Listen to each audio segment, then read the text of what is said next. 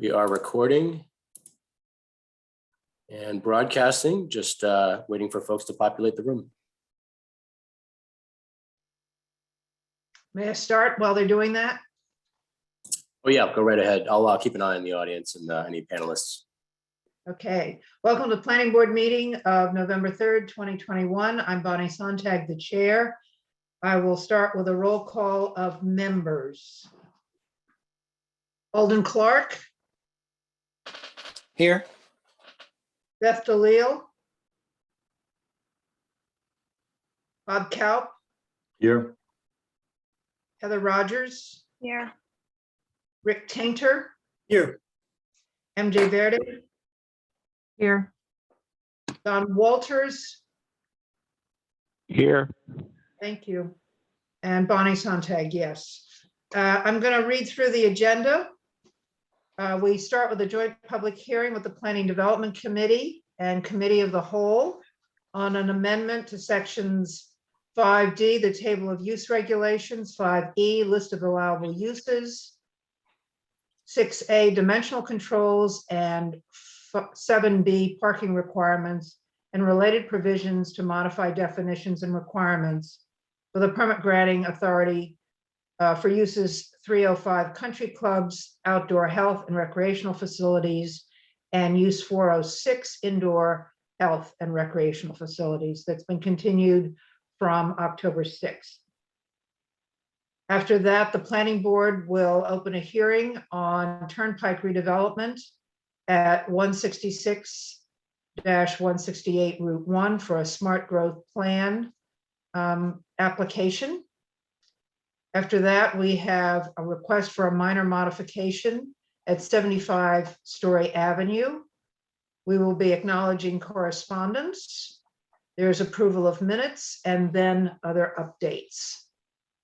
So we will begin with the joint public hearing.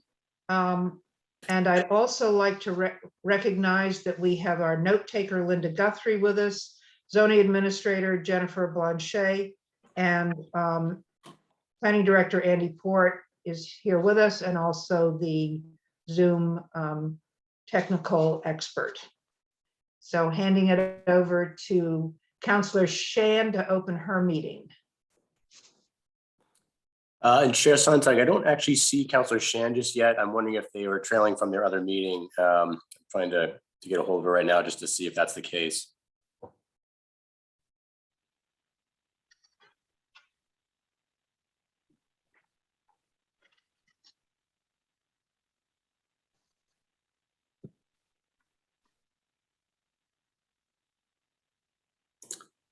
While we wait for that to just to get an update on, I assume their connection in just a moment, but I believe that Councilor McCauley may also be joining us, and if not, I'm certainly happy to provide an update on the language changes that were made since the last discussion.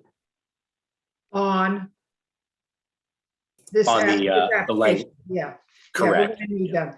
Why don't we just jump right now, unless we're waiting, there is going to be an applicant speaking on the 75 Story Avenue request. Is there a chance we could handle that minor modification right now? We certainly could, and actually, just so you know, that's pretty quick, I think, but councils are coming, they say, so I'll defer to you. Right. I'll defer to you on that. If they say they're on their way, let's just take a breather for a couple minutes and then we won't hold them up. Okay.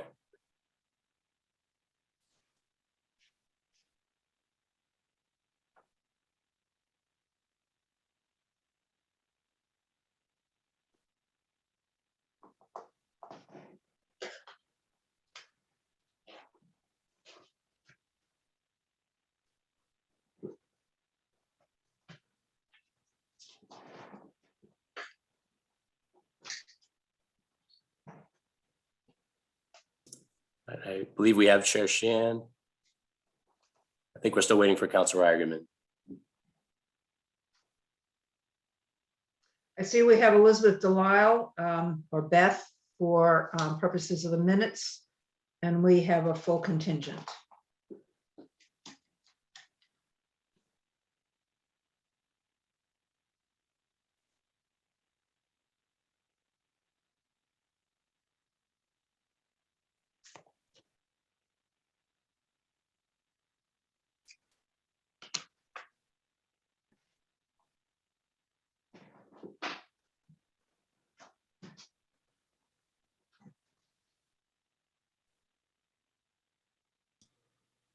My apologies, Andy. This was not listed as a joint meeting on the website, so I don't think Councilor McCauley realized this either. Hang on.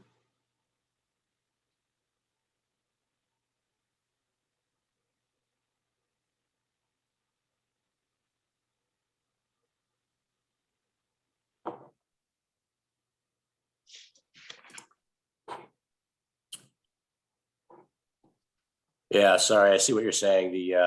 In one portion of the page, it's posted or listed as the joint meeting, whereas the other portion we usually have it in as well is not. So I apologize for that confusion, but we'll confirm that internally that that doesn't happen again.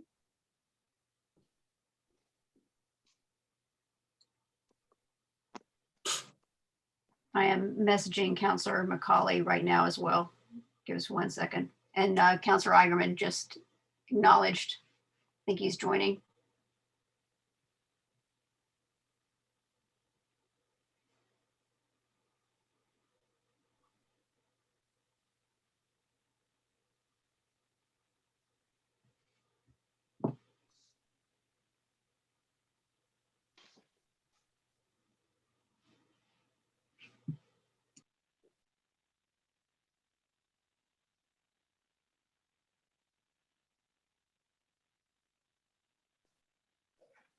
And Councilor Eigenman has joined us. I'm just promoting him to panelist.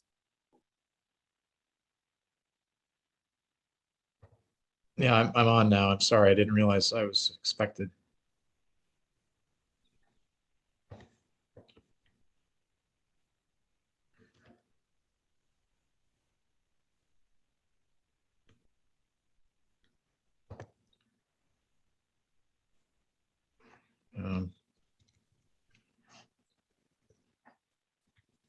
And Jim is about to join.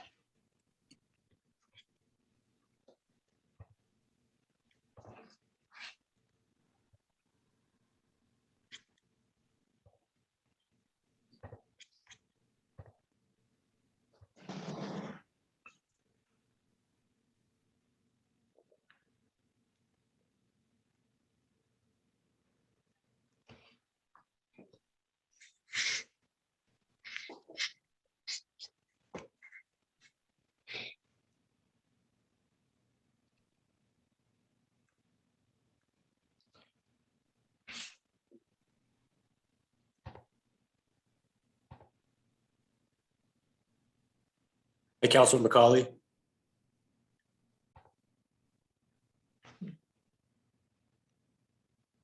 Councilor McCauley, are you with us? Yeah. Good evening. Apologize for that. I got caught up in this. No worries. I think deferring to the chairs, but I think there was an expectation perhaps that we could at the beginning give an overview, and I'll defer to you whether you want to do that or you want me to do it, but just updates on where the changes were made since the last meeting. I do not have it in front of me. I can wing it, but I suggest that you do it. Okay, Sure. before you do that, excuse me, gentlemen, Councilor Shan needs to open her meeting. Thank you, Councilor. Thank you, Chair Sontag.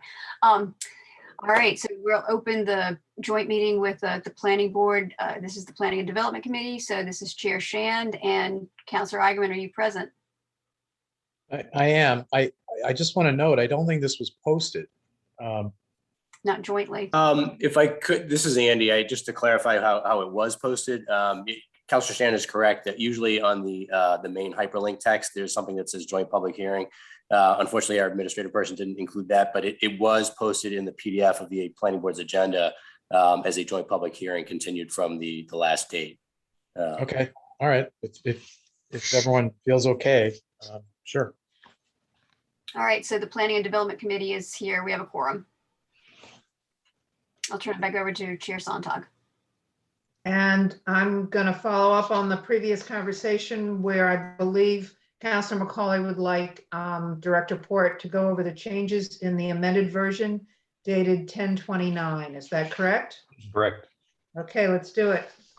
Okay, thank you, members of the Planning Board and the City Council, Planning Development Committee. What you see on the screen is, and this was posted and distributed, is a markup version of the last version of this ordinance. When you met in committee last time, there were a couple of changes requested. So we've noted the date of the change here.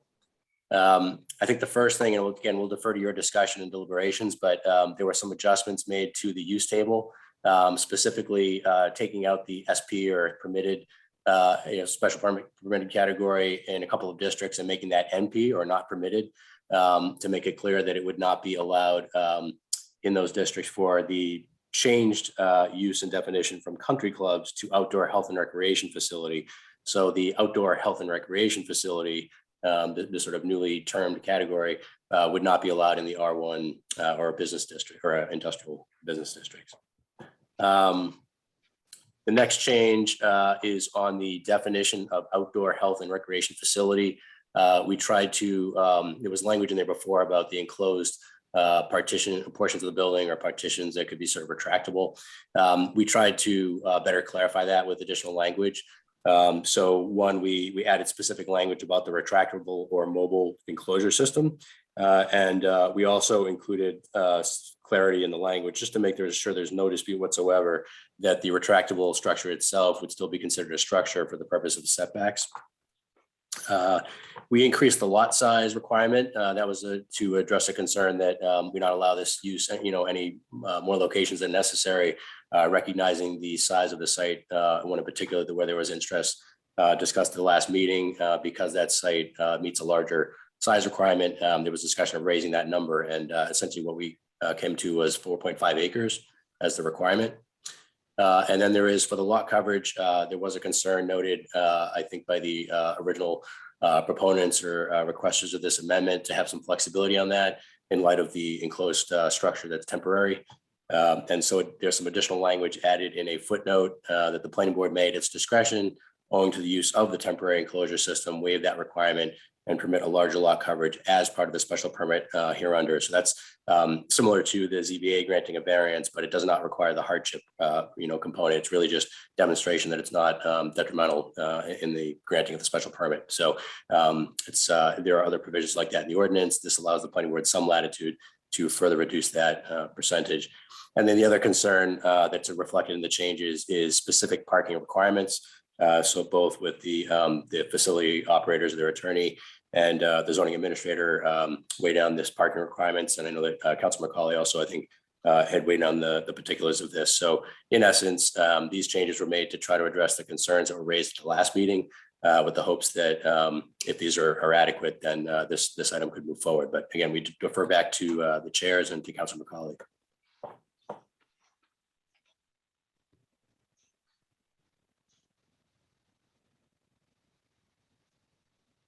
Are there any comments from the planning board members on this revision? Does it capture everything that we had talked about as far as you're concerned? Can I ask a question? When was this discussed before? I'm not sure I was at the meeting. What did we say? Even was 10? October 6th, maybe? Yeah, October 6th. Okay, I mean, this may have already been discussed, but why would we not allow an outdoor health facility in the industrial park? There's been a fair amount of discussion of what uses to allow in the business park. There has been some sensitivity. I'll defer to others who may want to weigh in, but there has been some concern from business park operators about having the more traffic generating uses there that are more, in and out of day-to-day traffic as opposed to their deliveries and things like that. So it seems to me that was maybe a point of concern or conflict there. There is obviously a change of uses on Graff Road that have taken place over time that's migrated that area a little bit. But again, there was some concern there, I think, from the business park in general over the years that I've been here about not migrating too much of those types of uses. The outdoor health and recreation facility being one that could have lots of visitors coming and going, pedestrians and so forth. It essentially, from my understanding, had some concern for them in terms of the type of traffic coming through their streets. Complaints that folks might then make about the adjacent businesses that have been well in operation for a while. But others may have thoughts on that side of it from our last discussion. and the residential 1, 2, and 3. So we're switching it from special permit outdoor from 1 to not permitted, and then. So why would you permit it in R2 but not R3? I just don't understand. On this, I will defer to the discussions the councilors and planning board members had at the last meeting regarding the R1.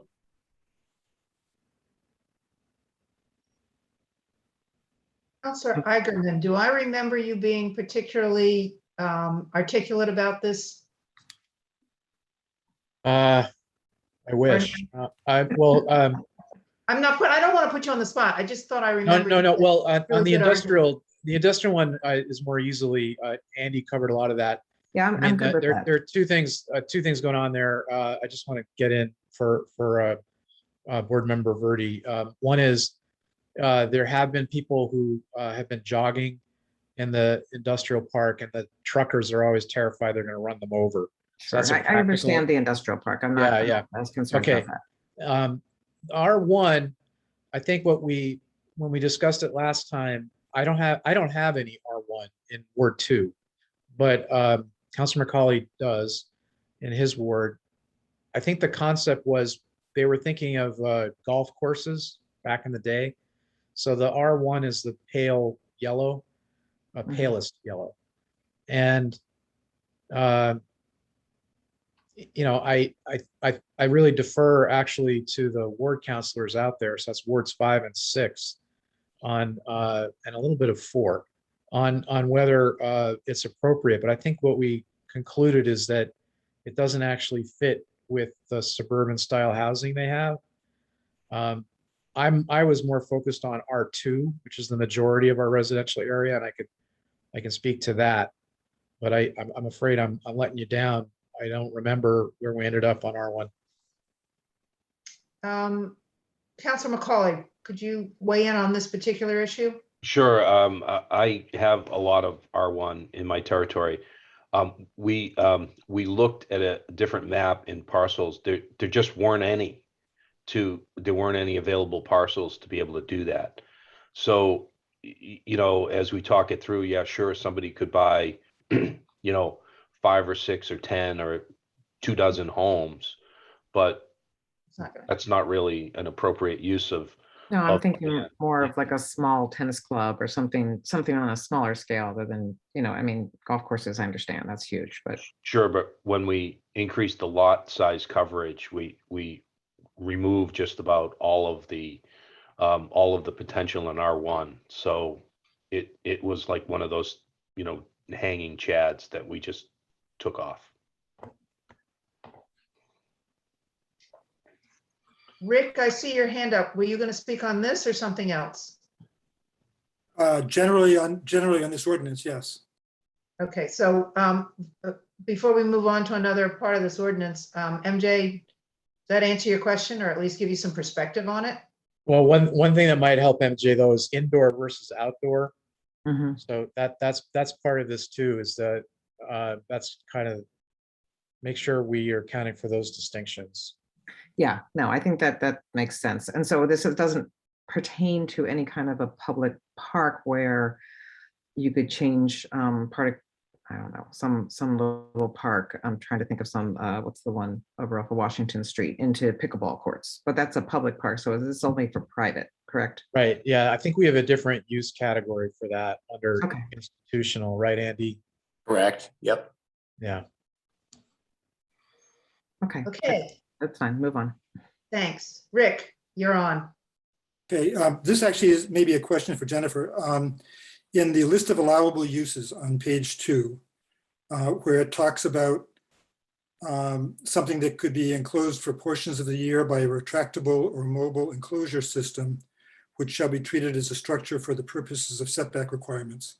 When I look at the definition of building in our zoning ordinance, it says that a roof, which makes something a building, shall include an awning or any similar covering, whether or not permanent in nature. So it would seem to me that if you had a temporarily enclosed structure, it would automatically be a building, but I may be reading this wrong. So maybe either Jennifer or somebody else could speak to this.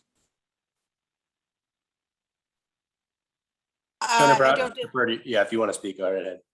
I don't disagree with your interpretation that it would be a building. I think where perhaps the question you're actually asking is, where does that then fall between an indoor facility and an outdoor facility if it's within a building? Is that really what the question is? No, the question is, do we even need to have this? Because wouldn't a temporarily enclosed structure automatically be subject to yard requirements and coverage because it would be a building? I Yes. think the point was that we didn't want to have any ambiguity whatsoever in this provision. Okay. Yeah. Okay, so then moving on to the next table down. I raised this concern at our last discussion about not having an open space requirement. And, the R2 district has a 20% maximum lot coverage and a 40% minimum open space requirement. So we've given more flexibility by increasing it from 25% to 30% lot coverage. But I'm somewhat concerned about the lack of an open space requirement. An open pool or a tennis court or a patio is part of open space, but once it gets covered by a temporary roof and becomes a building, as we just discussed, it's no longer open space. So it can't be in the yards. So it would be subject to the front side and rear yard setbacks of 50 feet. But I guess I would just want to raise this concern again. If we're having a neighborhood, and granted, we're talking about, we all know we're talking about a specific parcel, but for the point of view of zoning, we should be thinking about, the general zoning standards. And so I guess I wonder why we don't have any open space requirement. And kind of related to that, I'm concerned about that footnote in. It seems like it's giving us an awful lot of discretion, which we don't give to other lot coverage, other buildings.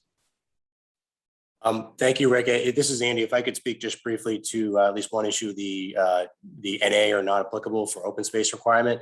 I think that actually originates from the original definition that's being changed here, the original use category that's being changed here. I think Attorney Mead had spoken about this during her comments during the last hearing, but the country club category essentially being replaced and supplanted with outdoor health and recreation facilities. So at the time, it probably made sense to have no open space requirement for a country club, and recognizing what would go on there. But in the case of an outdoor health and recreation facility, it's more likely to be a consolidated building and so forth. It does beg that question, I guess, that we didn't have, I don't recall during the last hearing, a substantive discussion about any threshold that would be appropriate there. And I don't know whether Attorney Mead or anyone else can speak on behalf of the parties involved with the property on Low Street as to any concerns they would have. But I think that the reason why it's that way is just because there wasn't a further discussion about adding a requirement once the country club category is being adjusted to outdoor health and recreation facility. But I think your point is valid, and I guess maybe it's a fair point of discussion to have about should there a number be plugged in there, and if so, what is it?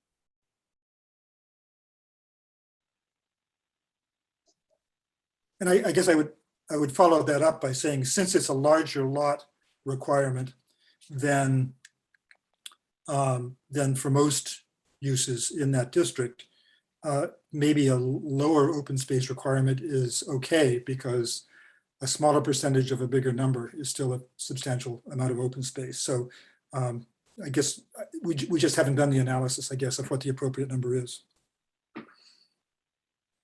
Counselor Ackerman? Yeah, first, I think on the previous table, you just changed the word structure to building and you're all set, because a building is a subset of a structure. So because it has a roof, I think you do that and you're all done. So just change structure to building. On this one, if you look at the definition of open space under our code, it's really, I don't know where they copied it from, but some suburb. So they really had in mind residential zones, and it says, open space shall be used for landscape areas and for active and passive recreation, including but not limited to tennis courts. So it's kind of circular here because this is a tennis club. So I can see why it's not worth trying to do an open space requirement. I'm more interested in getting the percentage of lot coverage right. Let's get that right. And I think we're okay. And I don't know that it's right. 30% I don't know what that comes out to, if that's enough. I guess it would be helpful to know. I think staff may have looked at it. And then the footnote N, I hear what Rick's saying, which is that it's a little vague, the kind of discretion, because it says waive, waive is not reduce. Waive is like zero out. I don't think that's what you meant. I think you meant reduce, but anyway, I think if we focus on the lot coverage, we're there. I wouldn't worry about the open space. To Councilor Eigenman's comment, I think you're correct. And I think what would make sense is exactly what you suggested for the waive this requirement. It actually should be waive or reduce this requirement. Or if you prefer reduce, just to be clear that is the intent. I think that's actually more consistent with the language we have in the 40R district.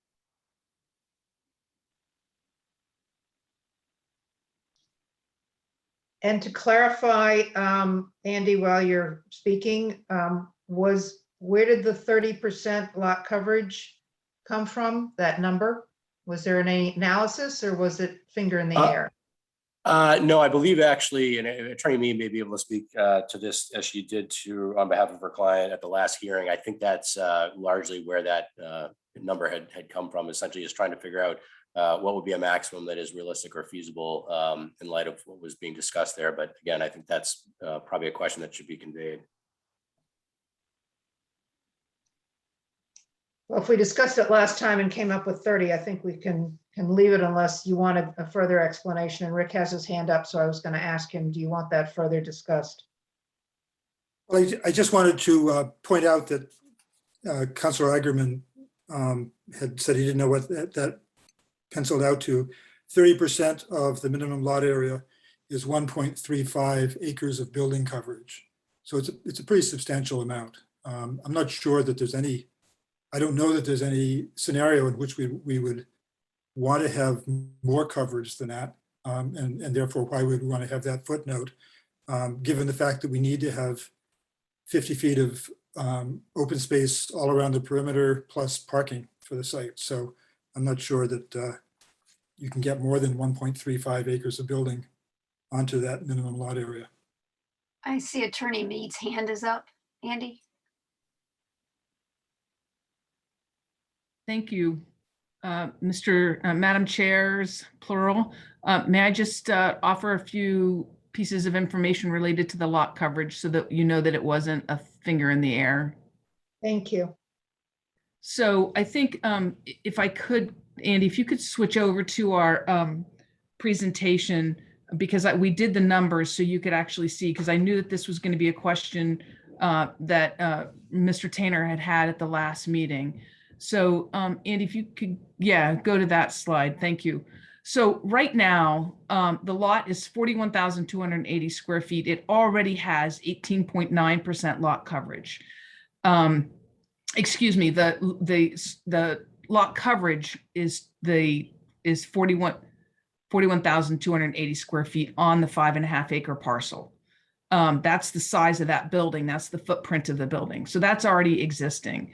So then just so you could see what that meant by an increase amount of area to get to the 30%, up to 20 is just an additional 2,280 square feet. And 25% is an additional 13,170. And then 30% is an additional 24,260. So what happens is my clients who haven't done a full analysis of the lot said, okay, about what size of pool are we going to have? And then you have to think about potentially what the additional coverage would be around that pool if you put a structure on it, because of course the structure wouldn't be immediately on top of the pool. And then you have locker rooms and, perhaps some amenity building that might have a snack bar in it, or, even an open roof. I mean, a roof with open area, which now, of course, under the new definition is a building and considered against lot coverage, even if it has no sides. So if you go to the next slide, Andy. So what they did was, they said, okay, so let's say we had a 108 by 82 foot pool, which actually is, it's quite frankly, it's not that large, but let's say you had that pool, that's 8,856 square feet. Then you have a smaller kiddie pool, and then you have to put the coverage over all of that. So that you have a, you have a cover that goes over all of that, then all of that counts against lot coverage. Then you have 1,500 square foot locker room, a 1,500 square foot snack bar, amenities area, and 1,000 square foot storage area. So now in total, you're up to, without considering the total coverage of the temporary cover, just on those numbers alone, you're up to an additional 12,856 square feet. So that puts you right just under the 25%. So the reason we came up with 30% is because if you were to put a cover over any portion of that allowed people not to stand right on the edge of the pool, which of course is what you would have to do, it would really bump up against part of the year, bump up against that 30%. And so I wanted to just show you that wasn't just a finger in the air, but that there was really some thought that went into it to come up with that number. Thank you.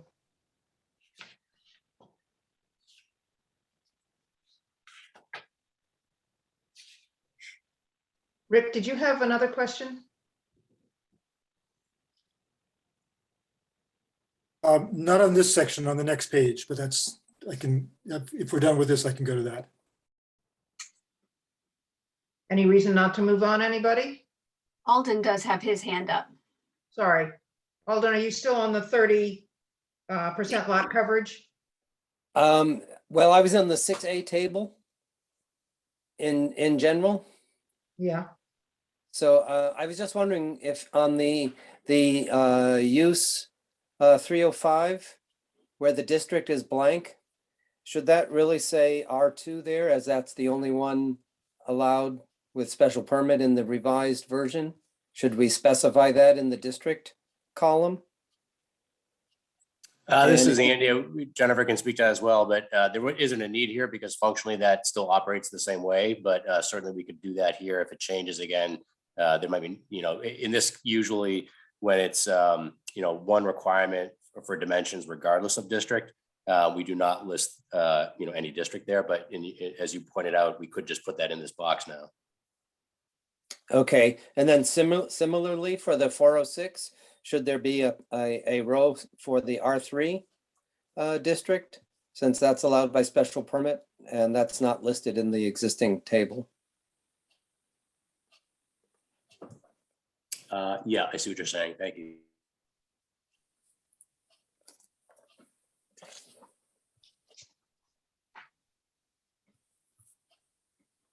Okay, thank you. Moving on, Rick, with your next comment, please. This has to do with the parking requirements. And it's just trying to understand what these mean. I'm not sure what the restriction about air-conditioned gross floor area is, as opposed to just gross floor area. If it were heated but not air-conditioned, would this not apply? I guess that's the first question. This is under the, the parking requirement for both the outdoor and the indoor pieces. So I don't see what the word air conditioned adds, since gross floor area is the area within the building. The second thing is 3 per court. And, I assume this means tennis and pickleball, but it could mean basketball too. So I don't know whether, just a court by itself is not defined. And then I didn't know what surface pool area meant, as opposed to pool area. I mean, there seems to be extra words in here, and I just don't know. That kind of raises questions for me. Jennifer has her hand up. I wanted to speak to two of the points, specifically air conditioned speaks generally to heating and cooling, and ventilating, as opposed to those specific terms. And I believe the reason to differentiate here is we determine, we have lot coverage, which would include, as Attorney Mead pointed out earlier, a area of the site that's covered by a roof and columns, but not necessarily within a building. And so there was that distinction being made. So it's not air conditioning in the layman's terms of it, but in a industry terminology. And then I believe surface pool area was to differentiate, not our terminology, and Attorney Mead, you can correct me if I'm wrong here, but that differentiates it from the pool deck. Yes. So, oh, thank you. Thank you, Jennifer. And Jennifer's correct. So these terms came from, I did a significant amount of research. And I think that, Rick, you raise a couple of good points to the air-conditioned area. So for example, I'll give you an example. The tennis club right now has 6 courts, none of which are air-conditioned. And the only air-conditioned area is in fact the locker room area and a waiting area. And there are any number of examples across Massachusetts and the country related to figuring out parking requirements for health facilities, tennis courts, indoor and outdoor tennis courts, which differentiate this air-conditioned area, air-conditioned and heated area versus the overall area. So that's where that came from. Similarly, on the pool area, the surface pool area, it should be, if you'd like to clarify it, it could be surface of the pool area. And that is true. That is to differentiate versus the deck around the pool, but the actual pool itself.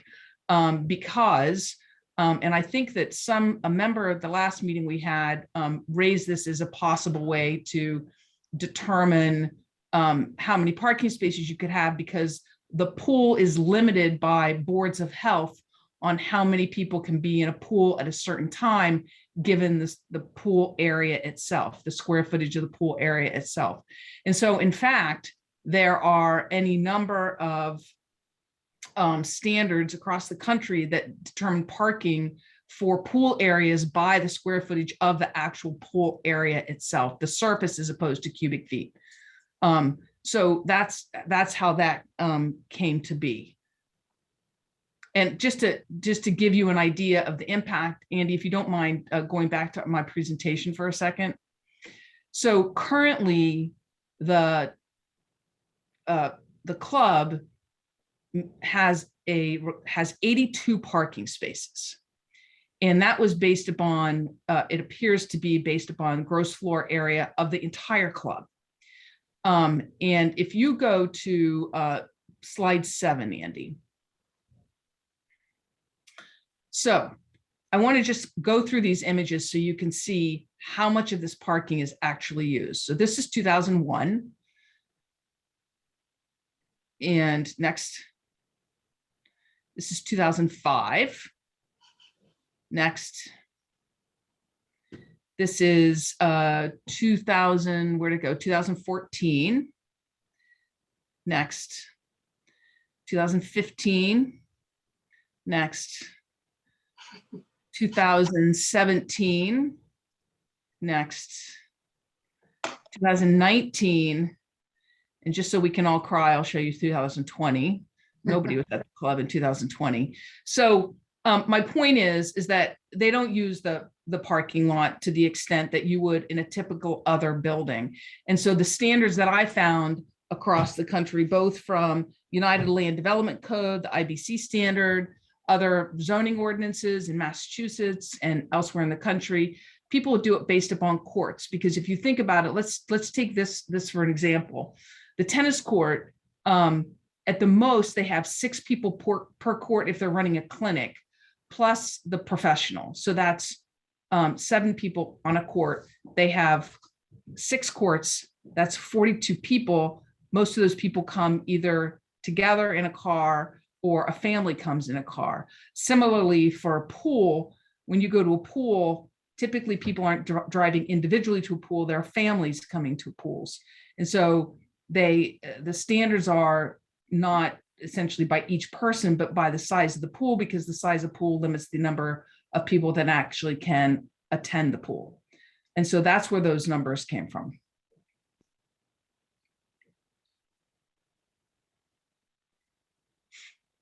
Thank you. Thank you. I think the one thing Rick was also talking about was the definition of the court. It's pretty clear it's a tennis court, right? Yeah, I mean, I think you can say tennis or pickleball. That's fine because they may have some pickleball courts, but that's the point. I don't think we're talking about basketball courts, but we can say that. I mean, I'm happy to clarify that any way the board or committee would like. That would take care of it, just those two uses. I'll speak up for just a second. There is both pickleball and basketball being used at the court, at the Rec Club now. So as of 2020. Yeah, well, I'm sorry, MJ. No, that's okay. So as of 2020, they started using for basketball, and then they've added pickleball, both indoor and out, and they're using the lower lot for pickleball, and the upper lot does fill up.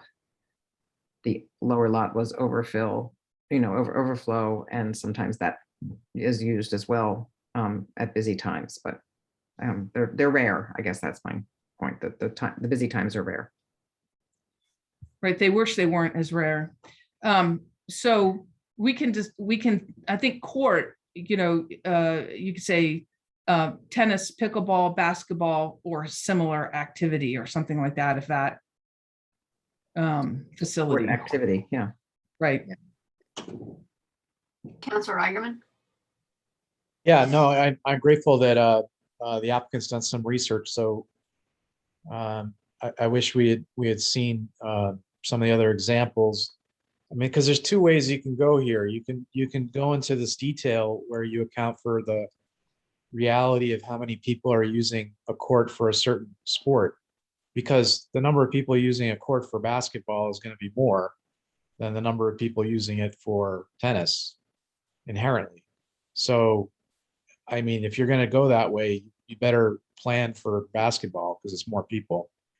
But I would suggest that we not throw out the idea of just doing a basic square footage. And I do know there are fitness centers and recreational zoning. I'm sure we can find, a million different ways that people have skinned the cat, where they just use a big number. They just say, this many spaces per gross square foot.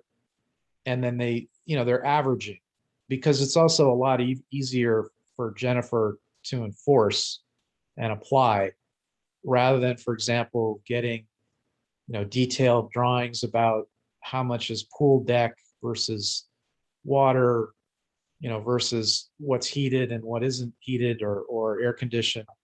So just for simplicity's sake, if we could agree on just a gross number, I think it just might be easier. It's up to you guys what you want to do. You can do it either way, but you have to write this to deal also for the possibility that sports are going to change over time. So I don't think an indoor, tennis club or similar facility is descriptive enough. I mean, if you have basketball tournaments, it's a lot more people than tennis. That's all I'm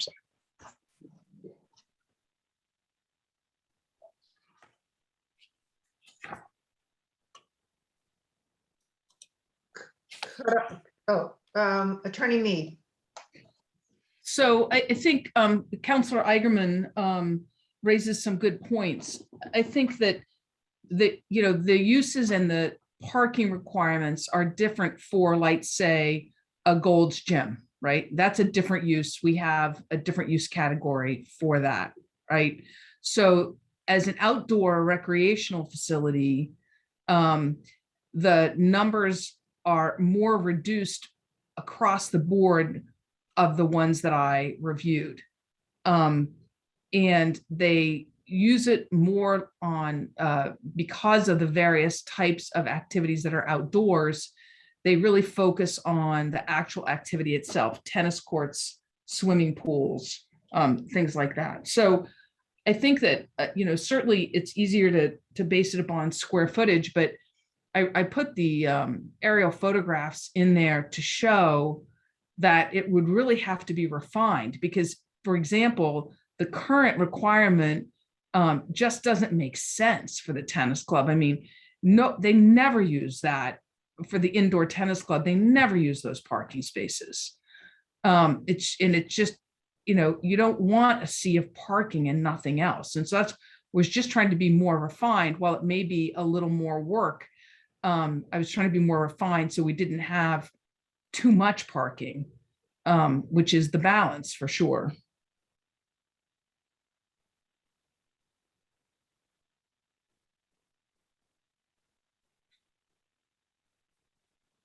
Well, I'll take my hand down, but I mean, I think we're all saying the same thing. I mean, there's no dispute they're probably overparked, currently, but we're trying to plan ahead. And the problem is there isn't any on-street parking on Low Street. So I'm really just trying to head off a problem later with the neighbors. I don't think anyone's trying to require obscene amounts of parking.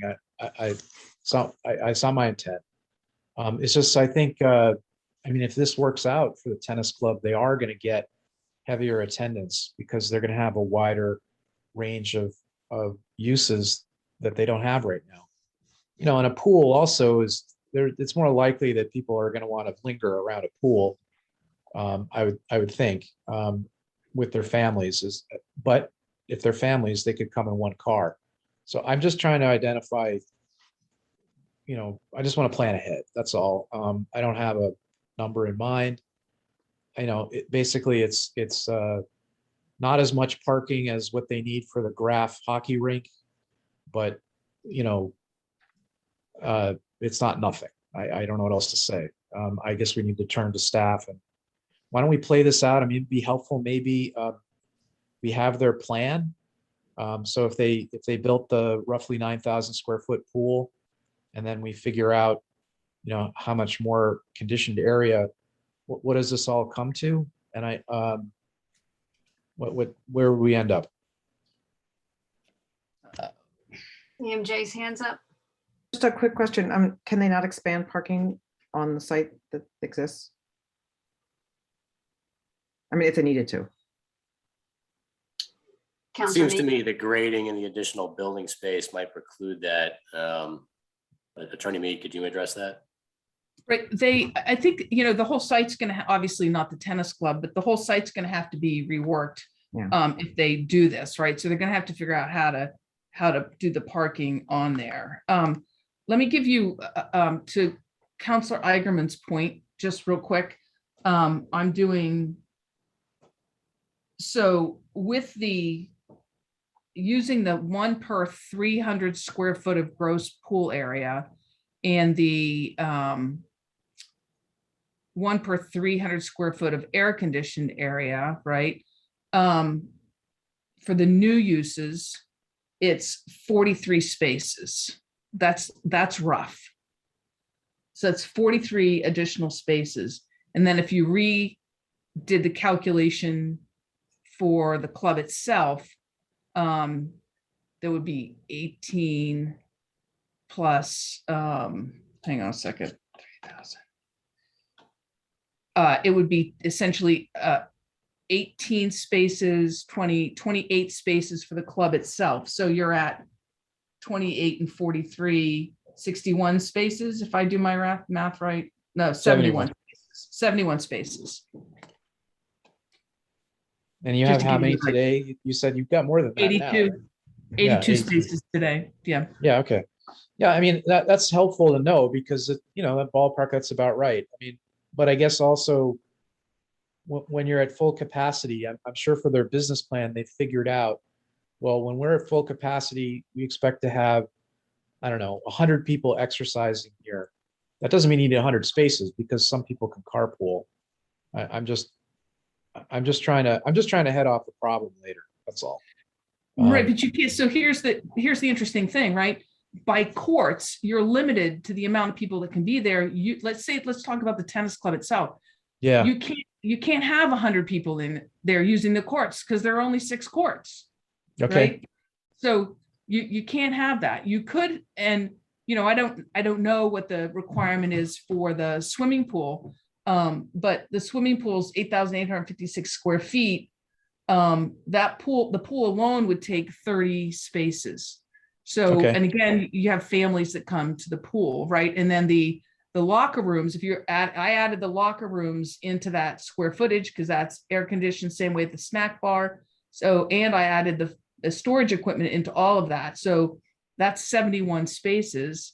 Yeah. But there's only so many people using the pool at one time. No, I got you. I think I just had a brainwave. How about instead of doing it by court, because then we're gonna have to think of like every different kind of court sport. I assume the 3 per court is based on, if you have doubles tennis, that's 4 people, right? Or if it's Yep. singles tennis, it's 2 people. Right. So couldn't we just, figure out that ratio and reduce it to a number of players per court? And that way, if someone does volleyball or basketball or whatever, it's all covered. We don't have to think of every possibility. You follow what I'm saying? So you want per player per court, like Yeah. Wouldn't that be the one- way to, I mean, isn't that really what this is about? Because tennis is only 2 or 4 people. well, we said 6 because that's their waiting. most, right? 6 because if they have a clinic, they'll have 6 on Okay. a court. All right. So it's basically, it's 0.5 per participant. Correct. Okay. Well, I don't think that's crazy. I mean, I could get behind that. This is Andy. I don't know if Jennifer could speak to this, but just Councilor Eigenman's earlier point, coming up with something that's simple for calculations. I don't know if Jennifer would be, because we're not going off of square footage, we're now down to the business operation and how many people they limit to a court to a degree. It gets a little specific when we start saying exactly, you can only use this court for tennis and you can only use this court for, pickleball. There is definitely merit to, if we can come up with an average that is based on, the square foot average, that is definitely preferable. And it gives ultimate flexibility to the change of use, not use within but change of specific use within this definition of indoor recreation. Or I don't know if that answers your question, Andy, but I hesitate when we start to get as specific as we seem to be getting. Yeah, I guess that was my concern a little bit, just again, deference to all you folks of what you want to adopt as the parking requirement, but just wanted to try to make sure we're balancing that something that's reasonably calculated doesn't require a whole significant amount of work more than necessary to, which Councilor Eigen's point, maybe a gross number in some way. I don't know. Yeah, I mean, I want to get the applicant out of here tonight. I do. I'm not trying to drag this out, getting near the end of the term and all that. So I would propose either we settle on a, per participant, but 0.5 per court, per participant per court. If Jennifer feels that's really not workable for her, then we know that the average tennis court is what? It's about 3,000 square feet. Roughly. So 3 per court, that means 1 per 1,000. So you could say 1 per 1,000 square feet of court area. You could do that. And then we have to ask ourselves, all right, well, how big is a basketball court? And basketball court is, full size, 90 foot. It's like 4,500 square feet. So that would be what? That would be 5 spaces. So 5 spaces. And that would be about, 10 players. That's 0.5. So it actually works out. So I'll leave it to the group how they want to do it. It'd be easier for Jennifer to do 1 per 1,000 square foot of court area. If that's okay with the applicant and that works with their business plan, maybe that would allow us all to get out of here tonight. So if I could, Councilor Eigenman, just to be clear, so for the outdoor health and rec and for indoor health and rec, you would do 1 per 1,000 square feet of court area.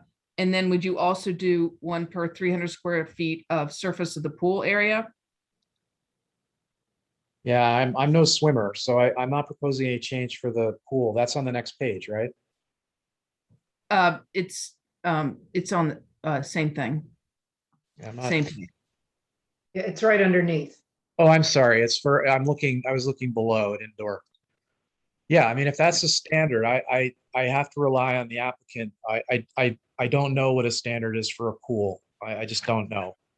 So that's, I saw that repeated, just, you know, repeated in Massachusetts, repeated in the citations that I gave IBC, Yeah, all right, well, I would suggest if that's okay with the planning board, you know, we can bring that by the time we vote on the floor of the city council. Yeah, just send us a couple examples and then we'll be able to tell them, yeah, this is how they do it in Melrose or whatever. Okay, so 1 per 1,000 square feet of court area, 1 per 300 square feet of pool area, the court area applicable to both indoor as well as outdoor. Yeah, I think that works. And I think you're going to end up about where you want to be, which is like Yeah. 70, 80 parking spaces. No, I agree. I think that's probably okay.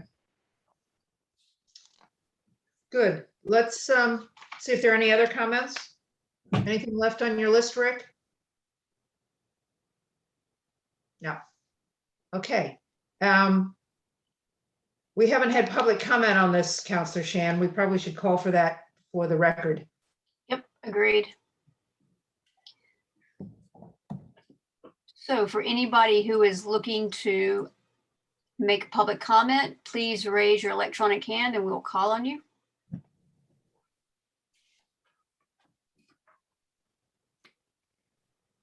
I see no hands. Nothing, chairs. All right, let's bring it back in then. We can close public comment. All right, are we ready to make a recommendation to approve the revised amendment as amended tonight? There any further discussion by anybody? Can we hear what the changes are that are in the revised amendment?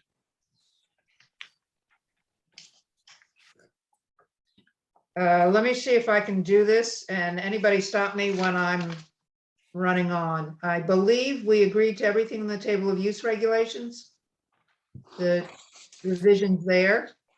So moving on to section 5E, replace the word structure with building. In section 6A, I believe there was an agreement to add the 2 districts, R1 and R3 for use 305. Is that correct, Andy? That's correct. Andy, can you Okay. pull it back up? Yeah, oh, sorry. Yep. Hang on, just, Sorry, yeah, yeah. go back. So, no, down. We're going to, yeah, 5E, 6A. Next Yeah, page. yeah, That discussion, we wanted to add the 2 districts into use 305. yeah. But there's And only just- one district. Isn't There's only it one. just Well, one? it's one, yeah, the art. Just Oh, the okay. R2. Yeah, it's Right. 406. It's R2, sorry. 406 where you have, it's possible by special permit in R3. That's the indoor. R3 special permit for 406. Yes, Got it. pretty sure. Okay, Right. I was a little confused on where we came out on that. Clarifying lot area is for 305 is 4.5 acres. I'm still on that table, Andy. I believe under lot coverage. Oh, it's okay at 30%. We just had a long discussion about how that came to be. Is that correct? I guess Yes. 30% seems fine. I guess I was just still concerned about the footnote. Oh, yeah, let's go to the footnote. That's on the next page. Yeah, if I could, my recollection was there was discussion of changing at least waive to waive or reduce. But again, maybe Rick was getting at whether or not he as a planning board member has a level of comfort with the discretion you'd have at that point. Yeah, well, there's 2 parts to that. One is I'm really not comfortable with that because it seems we should be able to get the number right since we know exactly, which parcel we're talking about. And then if we were to keep the footnote, I would actually just simplify it. Yeah, I'm not in support of this, but I would just say the planning board may permit a larger lot coverage as part of the special permit here under, get rid of all that other verbiage. I think it's a question of whether we are comfortable with the number we come up with or whether we think we want to change it in a special permit. So my preference would be to say we've got the right number and not give us any special discretion for this. But if we had discretion, I would just say the planning board may permit a larger lot coverage as part of the special permit. Andy, would you scroll down to the note? Sorry, you're not seeing that there? Is Now it's- Okay. There was a delay. Yeah. oh, sorry, yep. Yeah, well, I tend to agree with Rick. I mean, let's make sure we have the number right. So 30 is enough, because I thought Attorney Mead was saying, you know, they know it's definitely 25, so they put in a little bit of fudge in there. So we think 30 is good. I mean, really, if we had to make it 35, you know, I could be persuaded if that's a necessity. Otherwise, I agree with Rick. Let's just set a number, you know. Okay, let's leave it at 30 then, since that's where we were when we talked with the applicant about their example, and take out the note. And agree you with know, again, by the time we get to the city council floor, if the tennis club goes back and they say, oh my God, it's 32, I mean, we'll entertain that on the floor.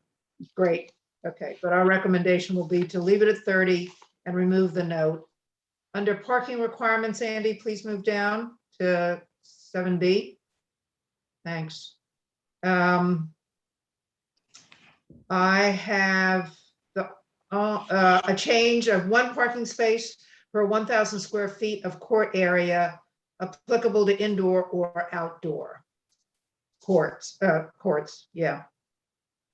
And I have a change that says 1 per 300 square feet of surface of the pool area itself. You can make that sound more legalese, but that's what we mean, the actual pool area. And those are the only 2 changes after all of that, unless I've missed something in that section. All right, those are the amendments for tonight.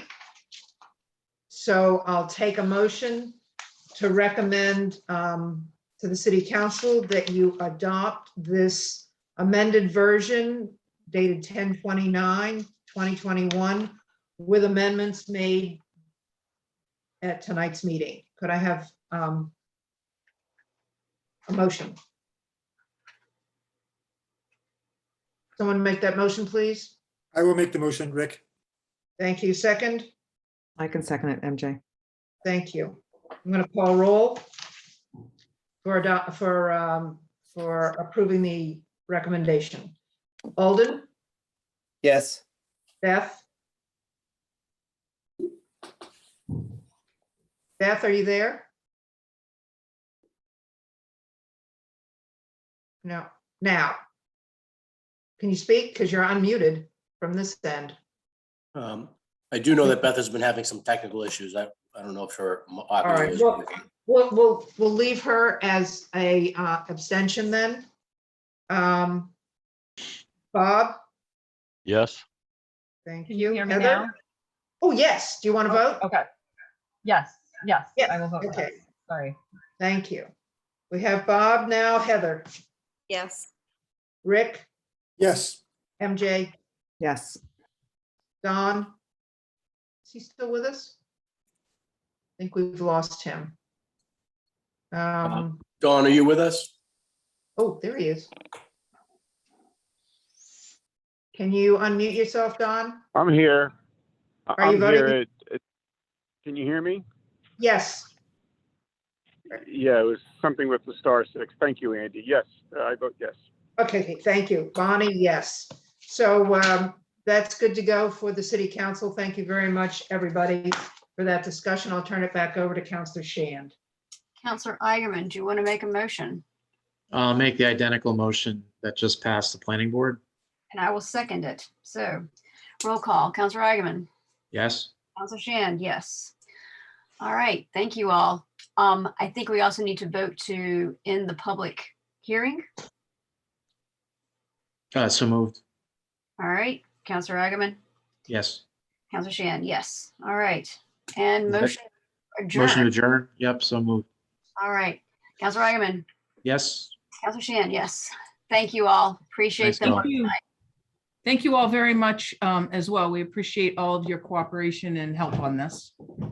And thank you to you and your potential applicant for helping us with a lot of the details. Okay, we will move on with the planning board agenda. Public hearing on Turnpike redevelopment, LLC for 166 to 168 Route 1, a smart growth plan application. Let me just say how we're going to go about this tonight, because it's the first time we're going to hear this application.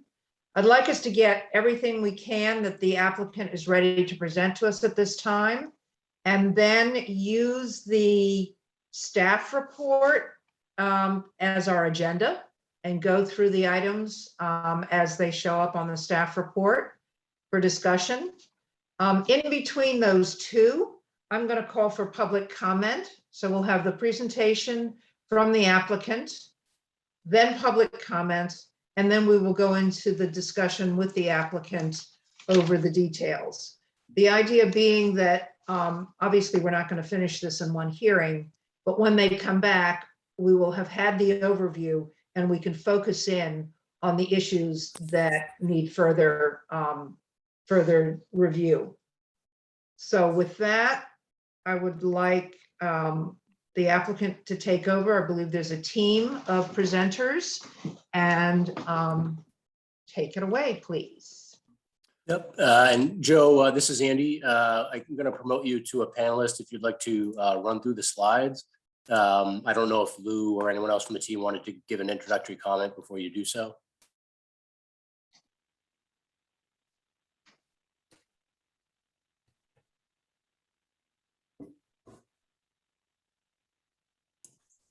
Joe, feel free to pull up the slides. I do have them here, of course, but I think you wanted to flip through them. Okay.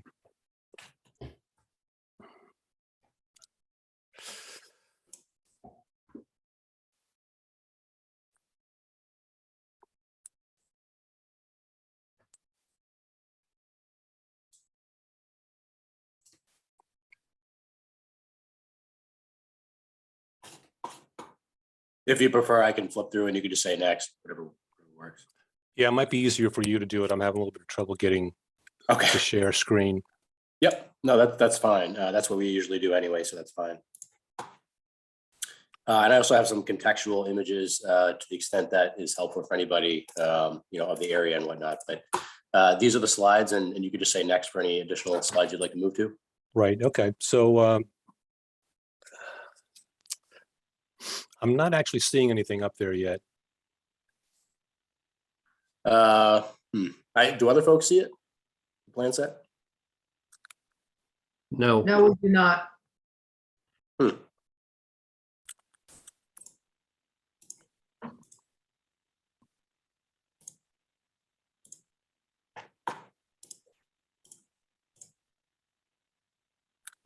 It could be just taking time to open.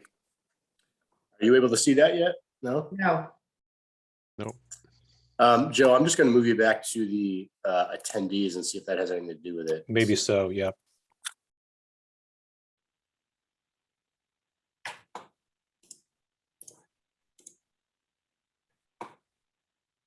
Can folks see it now? No.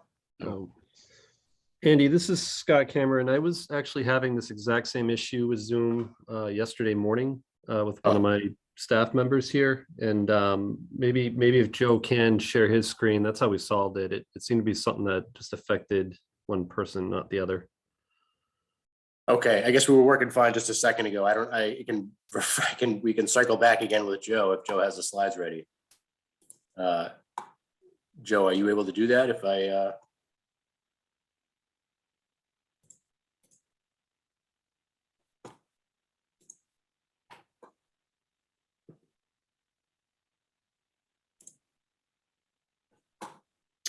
Joe, are you able to pull up your slides? He's muted at the moment. I'm trying to do that right now. So let me try to. Yes. You see that? We see your laptop anyway, or your, Okay. we're looking at somebody's email. Okay. Okay. How about that? Perfect. Go Okay. for it. Can you start with your, introduce yourself and then we'll know who we're listening to. Yes, thank you, Andy and Ms. Sontag. My name is Joe Sirkovich. I'm one of the architects from Arrow Street, part of the team that's working on this development. Tonight, I'll be presenting the submission that we submitted on the 27th of this month. Joining me will be Scott Cameron from Warren Cameron, as well as Bob Eulig from Halverson, and Lou Minicucci, I think, will also be kicking in some comments as we go along. I just wanted to briefly remind folks where we are on the timeline here. We had an informal pre-application submission meeting at City Hall on September 17th. We got a lot of good feedback and suggestions for our submission at that time, which we've tried to incorporate in the plan that you see in front of us. After that meeting, we also had several meetings with the planning department, with the Parks Department, with Sewer and Water, Fire Department, and so on, to incorporate more information into our plan. On October 6th, we submitted the preliminary draft application submission. October 13th was our technical review meeting with the committee. And the plans that you see in front of us now were submitted on October 27th, and this is the actual plan application submission. And we have about 40 slides to go through, so I'll kind of go through these quickly. Let me see if I can get to full screen here. So as you know, the site is 166, 168 Newburyport Turnpike. It's this site here.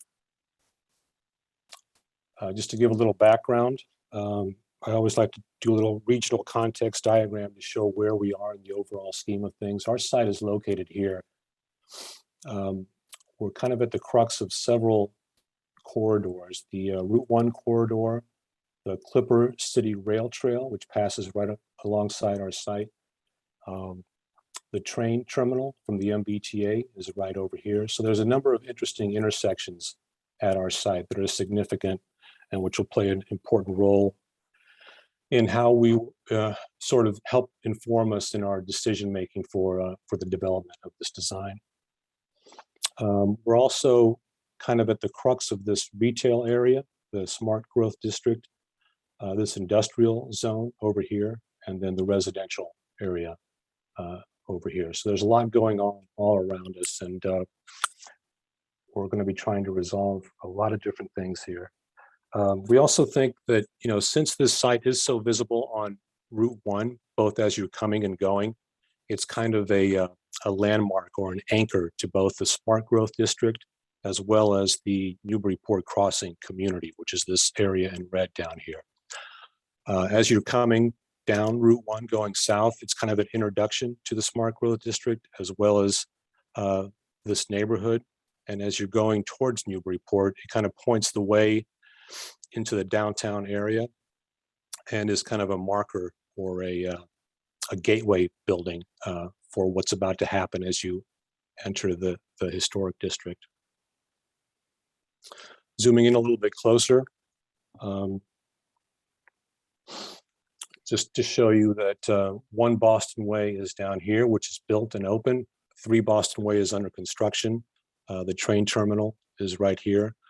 And we kind of see all 3 of these buildings, our new site and these 2 buildings, as kind of a neighborhood of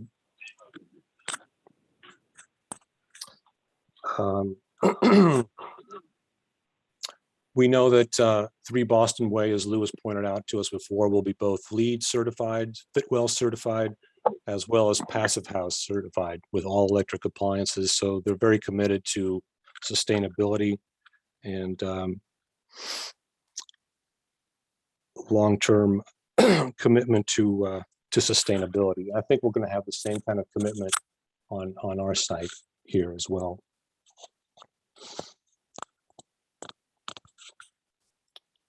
Let's see.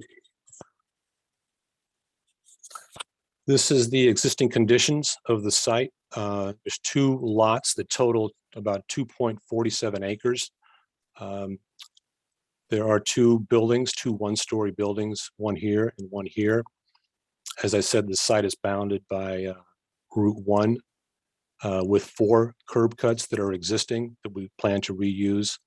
The Clipper City Rail Trail here with a connection through our site, which we plan to enhance as well. And then access along Parker Street, which we plan to use as our major entrance.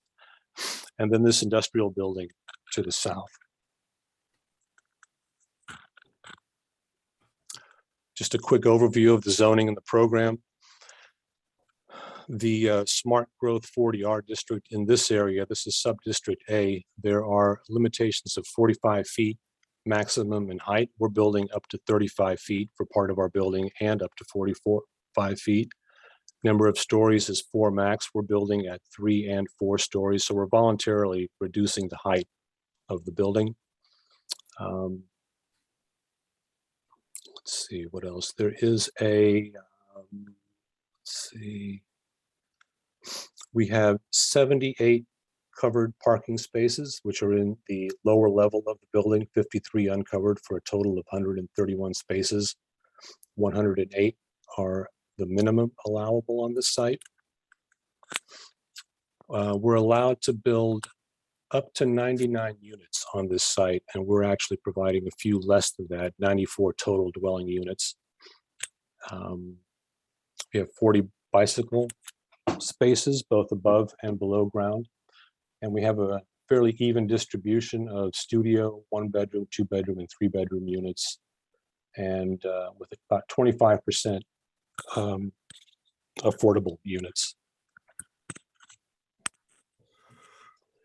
Existing conditions photos. Here's an aerial view of the site, which is here, showing the Haleys and this industrial building.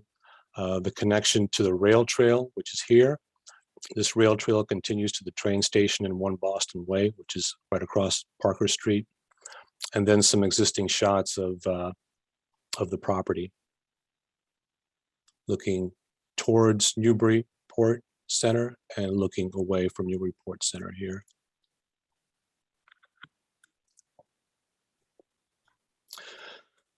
This is a site that shows the first kind of pass at our site plan for the site.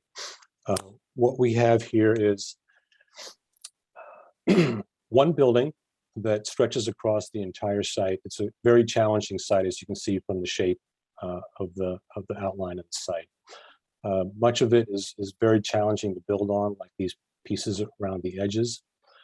When we first started this process, the design, we looked at a number of different buildings. We looked at a single building at 4 stories. We looked at 2 buildings at 4 stories separated by a gap in between. We looked at L-shaped buildings. And we feel that this one, the current layout that we have, offers the most benefits to both residents and the town, as well as urbanistically. It is both 4 stories on the south, 3 stories on the north. So it steps down as you get closer to the rail trail. We thought that was kind of an important gesture to make. It follows the bend of the Newburyport Turnpike.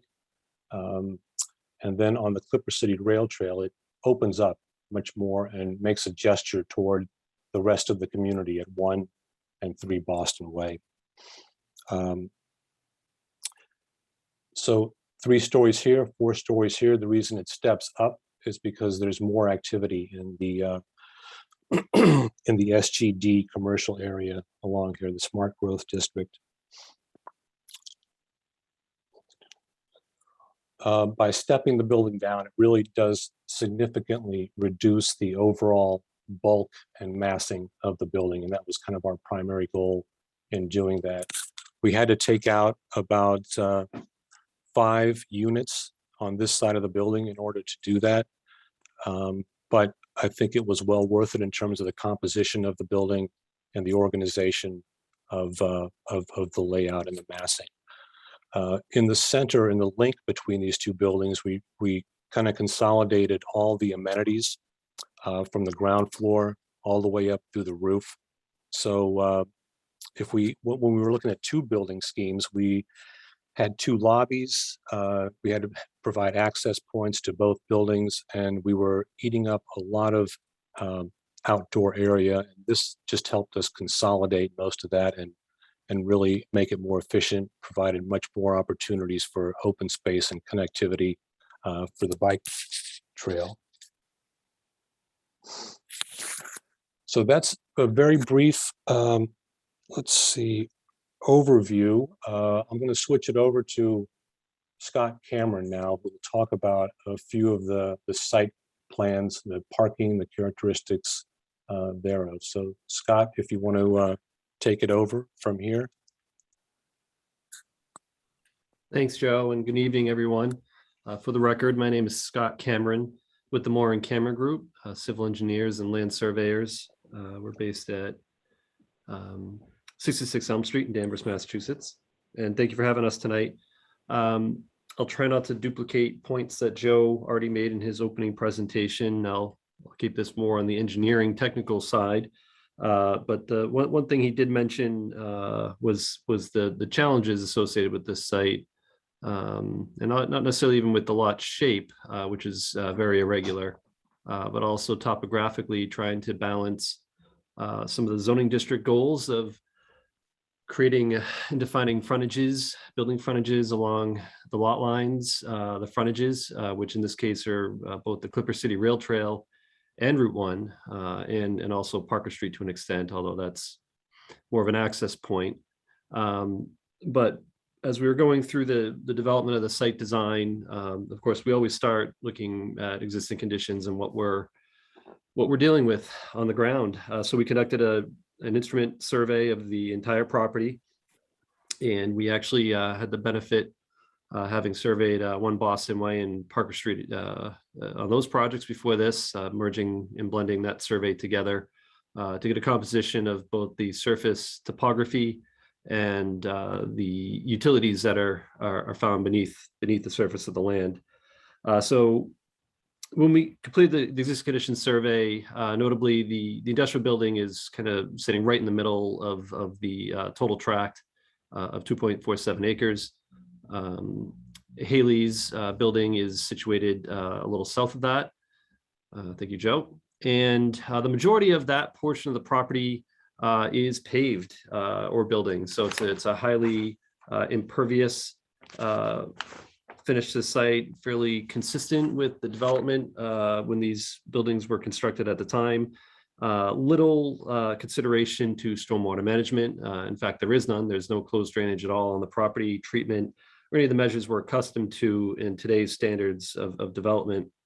And portions of the property are shedding stormwater directly to Route 1. The majority of the property is shedding water towards the Clipper City Rail Trail tract. And more or less along the lot line between the two properties, we identified what is likely the remains or remnants of the original railroad drainage ditch. Construction of railroads back when these were built in the 1800s was construct a very level train bed, of course, and then on the shoulders it would drop down into a ditch, and that's where water would collect. As you can imagine, they're very flat. And over time, without maintenance, these ditches kind of fill in and with organic material and debris and leaves that break down, and eventually they grow in, which is what you see today, which is kind of a scrubby, mix of different type of understory and tree canopies. But water does still kind of sit and drain, and eventually gets down towards Parker Street. And at that point, right at the intersection of Parker Street, this was an area we spent a great deal of time studying when we were designing the One Boston Way development, because there are some, not only water from this property, the rail trail, some offsite properties, portions of Route 1, all of this kind of converges here at an old railroad culvert. It's a stone culvert, and this goes under Parker Street, and it's at that point where we kind of lose it. There are no records on file. Eventually, during the due diligence of the design and then construction, we determined that this water did eventually flow down through 1 Boston Way, through Boston Way itself, the road, and eventually out further to the south, and ways down, ending up in the Little River, several thousand feet away. But what we did as part of 1 Boston Way is Minco reconstructed the culvert on the south side of Parker Street with brand new pipe drainage structures and also a treatment system at great expense to ensure that that water was properly draining to where it needed to be and receiving the current standard for stormwater treatment. And again, that was not only for the development of that property, but also for a lot of the public and private property surrounding it. So we had the benefit of knowing what was going on here with a lot of detail. Since that work was done, I haven't observed the flooding and backup that used to occur at that intersection. That culvert itself was fully obstructed. It was not able to drain. The pipe was actually buried where it was originally daylighting. Since we've done that, the water now passes freely. I was out there during several storms a few years ago and found the water level backed up and at the level of Parker Street. And had heard reports of it getting to Parker Street itself, but that problem has been alleviated. So that, as we look at developing this site and the integration between the development parcel and the rail trail, we're able to take a good look at restoring what once was and making sure that everything is going to work properly from a stormwater perspective.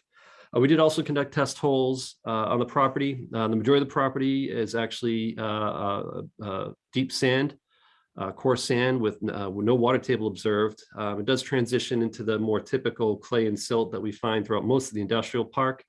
Right around the existing pedestrian connection to the rail trail, which cuts across. Maybe Joe could highlight that. Right about that area. So it switches north of that. It's all sand, and south of that, it's your typical silt and clay. So the great thing about that is it gives us more flexibility with stormwater management and the building design, where we're not worried about groundwater table as much as we are in other parts of the development. Joe, if you could switch to the next slide, please. This is a demolition and site preparation plan. This will be a key plan that will get further developed at the construction phase, working with contractors, the town under the stormwater permit and EPA stormwater permit provisions that apply in construction. But notably, I wanted to identify in this plan, we did outline the limit of work for the property, which is going to more or less follow the lot line, except for the portions where, again, we're starting to blend the development site together with the rail trail parcel. And you will see a little bit of overlap, which I'll go into in the subsequent plans. But as far as erosion controls, this property would be subject to the EPA Stormwater Pollution Prevention Plan provisions under their construction general permit. So the site would be registered. There's a fairly extensive monitoring obligation under that with all your erosion controls, silt fences, mulch socks, construction entrances, dewatering measures and whatnot that are fairly commonplace today, and most everybody is used to implementing these plans. Moving forward into the site plan, I'll start going through some of the site design constraints. We're balancing here a lot of different factors horizontally, and these really play into the lot shape. Joe and his team working, with Minco did an excellent job crafting and shaping the building to fit the property in the shape. And in the design of the site that's going to support this, our primary objective obviously is access to the property. That main access point where we expect to have the property address is on Parker Street, and that would be a 24-foot wide conventional driveway opening 2 lanes. Along it, we did put some bends to break it up so it doesn't look like a long straight kind of runway feel. That gave Bob and his team an opportunity to landscape that and treat it. So from the street line, you'll see a lot of parking fenestration, I guess, as you look down that aisle. There are 4 parking spaces at the street, 1 handicapped, and a proposed sidewalk connection, handicap accessible sidewalk connection back to the rail trail. Then moving further down, you have additional parking for tenants. When you reach the building, kind of the primary frontage of the building, there's a turnaround that was designed in a teardrop design. You will see that there's a walkway marked out, kind of crisscrossing, and a solid waste disposal area there. While it's showing those finishes, that's all flush construction. So we are differentiating the walkway paths from the driving aisles using material changes, which Bob will get into in a little bit in his presentation. But the idea here is that we are enabling the Newburyport fire truck to be able to safely turn around without having to do a 3-point turn in that turnaround area. Of course, right there, we have a reconstructed connection back out to the Clipper City Rail Trail. And that connection's key as it continues out. This is, you can stand out there at any point in time. There's a lot of people that do walk and bike and walk their dogs and use that cut through back out to Route 1, and constructing a dedicated 6-foot wide walkway back out to Route 1. And at about the end of the property line, there is an existing concrete sidewalk and a lighted crosswalk that goes over Route 1 up towards Hill Street in that neighborhood. We will have to be working a little bit with Mass DOT to complete that connection, as the shoulder is relatively narrow there. But we're confident we can get that done. Right now, it's just kind of a beaten dirt path that people clearly use with frequency. So that connection is going to create a safe, accessible route directly out to the rail trail coming through the site. Moving, I guess, going from that south end of the building, there is a parking area and an access off of Route 1. We have intention of this to be a fire access route and also kind of your delivery vehicle. So your mail, postage boxes, there is a loading zone for short-term loading, and then an aisle out to the end of the property. And this was designed to accommodate, again, the Newburyport fire truck, who they want to be able to have access to all sides of the building, at least 3 sides of it anyways. And that's what this area accomplishes. And then the north end of the building, another parking area. Again, this would be one way with the pull off, is designed to fully meet the requirements for the fire truck for emergency vehicle access. We also providing parking here that would be assigned to the tenants. And that will be a key thing as we look at, how people know where to go. Tenant parking will be assigned, so they'll know where they go. They'll park there every night. And that will minimize, people going to the wrong spot searching for parking spaces. This northerly parking area will also be parking multi-purpose during the daytime for a commercial space that will be built on the end of the building on the ground floor level. So your commercial parking will be there for that, and appropriate signage to direct people to that. And of course, another connection to the rail trail to get people using the rail trail, handicap accessible path back to that commercial space. The sidewalk continues back around the frontage of Route 1. We are providing connection points for live-work units in that area directly out to that walkway. So there's basically 360 access around the building for pedestrians, utilizing on the rail trail side, the rail trail itself, where it didn't seem prudent to design a parallel sidewalk on the site. There is a pool built in to the design. I won't get into that too much. And there's handicap parking and another loading space in front of the building, and that is your main door right there. I wanted to, while we're on this plan also includes the schedule of lot coverages. So you can look at existing versus proposed open space. You can see we list out the waivers. There are a few waivers we're requesting for the project, which ultimately we feel helps us achieve a better project. I'm going to save those probably for the end, maybe in discussion with the board. Our parking lot landscaping calculation, parking notes, everything appears in this plan. Joe, could you switch to the next, please? So in addition to the horizontal challenges from the lot shape and trying to make this fit, we are also faced with vertical challenges, which we can't lose sight of.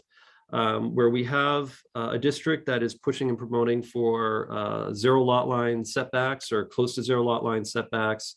It creates situations where we need to kind of get the grade even or level around most of the property and still be able to blend and work with existing grades. So there is some grade change across the property. Along Route 1, the frontage goes from about elevation 31 at the south end to about 35 at the very north end. More along the building and the curb cuts, you're kind of between 32 and 34. On the rail trail side, you're down around elevation 30 to 31. The rail trail is very flat. And then in the drainage channel going down towards Parker Street, that culvert's actually all the way down at elevation 20 down at Parker Street, which is a low point of the site. So it's about a 14 to 15 foot grade change from the northerly end to the southerly end on Parker Street. And we're trying to make all these grades work, also make sure that stormwater management, we're not going to have flooding, ponding, or other issues with it. And what we did with this is we held mainly the Route 1 frontage because of the proximity of the highway. We don't want the buildings sitting, the first floor sitting below the highway for sure, even though it would have been easier with the grading on the rail trail side to sink that down. It's not very pleasant when you're a foot, 2 feet, 3 feet below grade, right at headlight level for the highway. It creates other challenges there.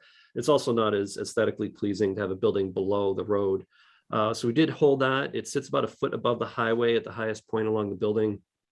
We worked that back along the frontage. It's all relatively flat, elevation 34, 30, 33 along most of the building in the parking areas there. When we go to the other side on the rail trail side, we're contended with the swale. And that's really the challenge here because the rail trail comes back up to elevation 31, but the swale ranges from, some areas that have filled in around 30 to down to 26, 25. So we have to try and make that work. So the grading scheme here, it does appear, I guess in plan that it goes further into the rail property than it actually does. But the idea here is we are matching the grade along the rail trail for almost the entire stretch. But we are restoring that drainage ditch that I mentioned earlier in my presentation and make sure that that will continue to function and be maintainable in the future. So it would be mobile, or if it is a turf finish or with the landscaping, it can be finished and manicured so that weeds and growth and leaves can come back in 10, 15, 20 years and shut it down again. So the idea on that lot line and all the grading there is intended to get that to work again. With the new pedestrian connections back out to the rail trail, we are going to need to kind of bridge that. I'm using the term bridge loosely. It's just going to be filled with a level walkway and probably head walls on each side or short walls on each side, 2 or 3 feet, so that we can run a pipe underneath the walkway, have a level handicap accessible access point across the site. And that's really the extent of the filling there, simply get the pedestrian access safely out to the rail trail. The grades along the industrial property are matched. We are not changing the grade on the industrial property on the corner of Parker and Hill Street. And then from a stormwater management perspective, again, we had very good soils throughout most of the building portion of the property. And what we're going to do, because we didn't have a very large increase in paved surface, it was actually a decrease in the pavement area, a lot of hardscaping and sidewalks and walkways and pools, plus the building. So what we're going to do is we're going to plumb the building so that the entirety of the building will drain into an underground infiltration basin that will be made of concrete tanks. And these tanks are going to be placed in this sand I was mentioning to allow for that building runoff, that roof runoff, which is clean. It's not dealing with the pollutants that we find in parking areas that come off of cars. That clean water will go back into the ground in that sand media through this system. And that's at the northerly end of the property in that square grid. I also want to mention that, we wouldn't want the building right on Route 1 anyways, but there is a Mass DOT easement along the frontage. We do have the building moved up as close as we can get to Route 1. But from a constructability and also just the fact that there is an easement there, we can't put that building right along the frontage. And the shape of the building, or the shape of the property rather, and some of the grading and access are really driving its position and interface with the rail trail. So I feel we did a really good job through a lot of iterations, fitting and adjusting the size of this building to fit the property. The next plan, I'll just be brief. But the key thing with the utility connections moving along, we intend to bring all the utilities, water, sewer, stormwater back out to Parker Street. Working with the fire department, we did include the provision for 3 hydrants on site. So we would run a main up the Parker Street driveway. It would run along the south end of the building and then run along Route 1 to provide a hydrant at the northerly parking area, in front of the main entrance, in the middle of the building on the Route 1 side, and then in front of the entrance of the building on the Parker Street side. And then there's another hydrant existing on Parker Street, almost across from the site. It's at the Business Park driveway. Newburyport Business Park driveway is another hydrant. So this hydrants, they're all within 500 feet, which is the subdivision spacing requirement for the hydrant and a hookup point for the trucks on all sides of the property of the building. And then I talked a little bit about the drainage. The hole in the ground where everything kind of floods now into that culvert. What we're proposing to do there is continue the upgrade work that was started on Route 1 and continue it here. So presently under the existing driveway, there's an old corrugated metal pipe. It has reached the end of its useful life cycle. They only last about 40 years. It is rusted. It will probably fail completely within the next 5 to 10 years based on the age of it.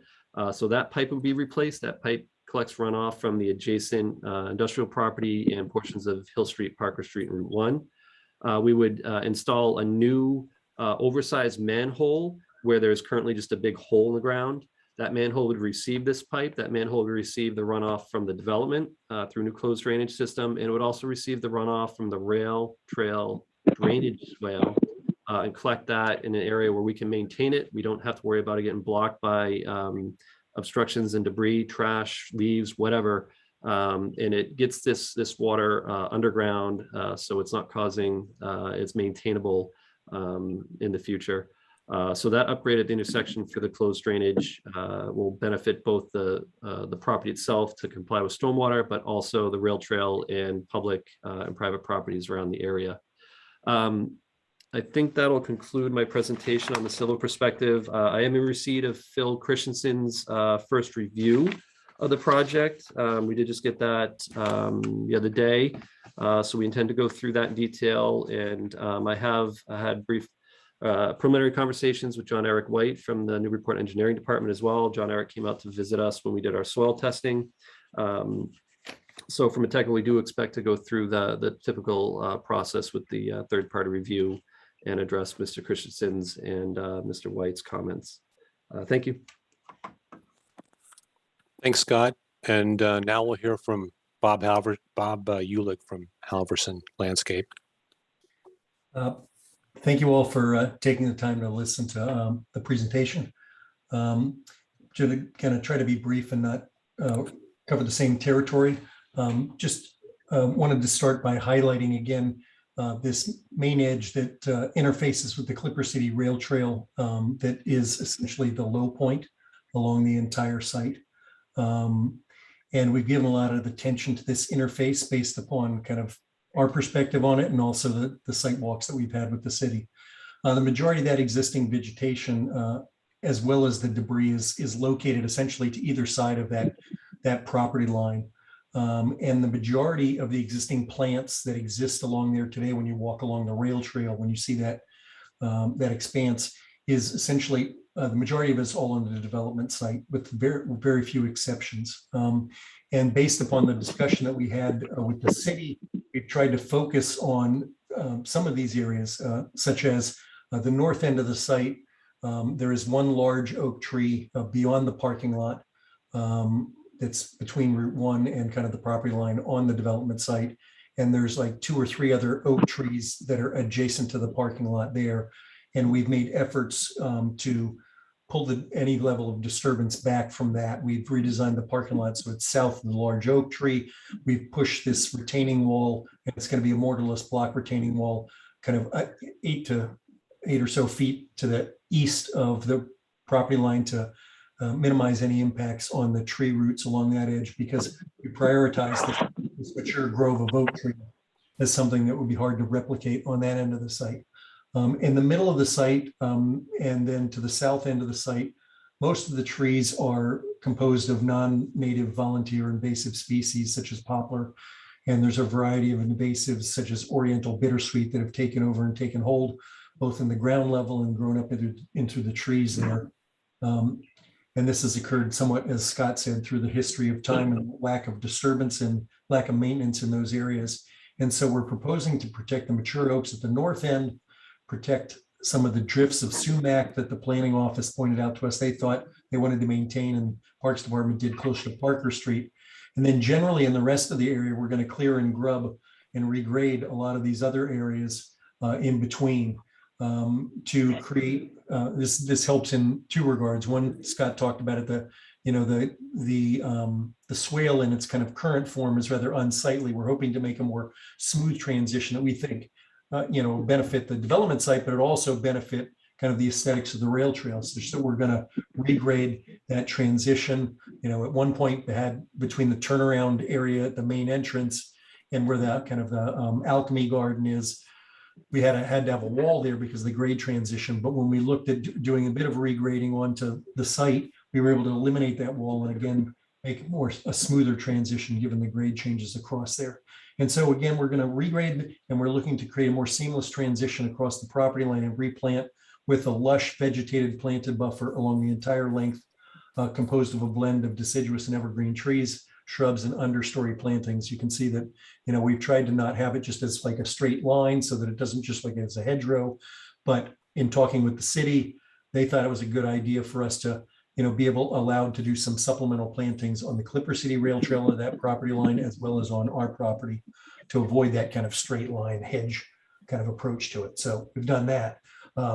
In addition, as mentioned, we were encouraged by the city to think about not just maintaining and recreating the existing connection to the rail trail to Hill Street, but we've added a new one adjacent to the north end of the building that will help supplement access to the site, to and from the site, as well as be an invitation to the commercial retail that's anticipated for the northwest corner there, adjacent to the rail trail.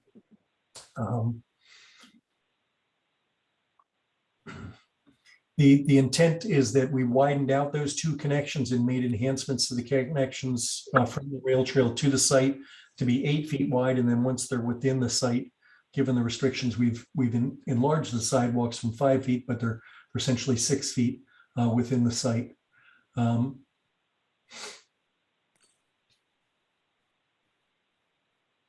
Then working our way up along, I talked a bit about the edge there, then working our way along Route 1.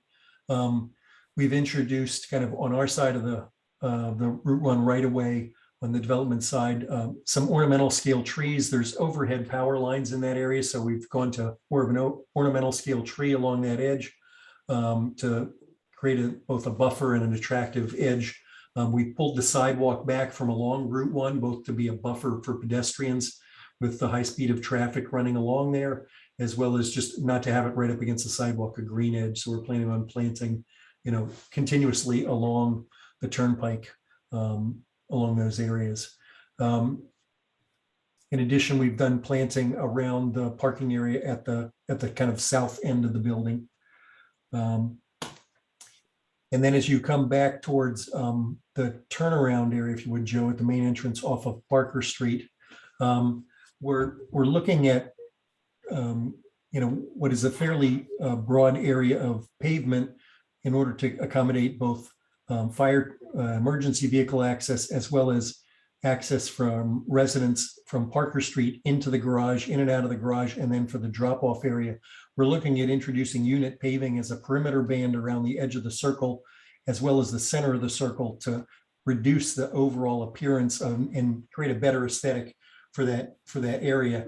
In addition, we're looking at doing, again, the different unit pavers at the edge of the circle area and where the waste management is, so that when the pedestrian path crosses that area, it again feels like it's a more pedestrian friendly zone. Doesn't feel like the pedestrian is crossing in the midst of a sea of asphalt. As mentioned, we've created also connections from the front entry for egress to the pool area. And I think that's one area where we've also got a wall, just given the grade change between the pool area and the rail trail along that stretch there.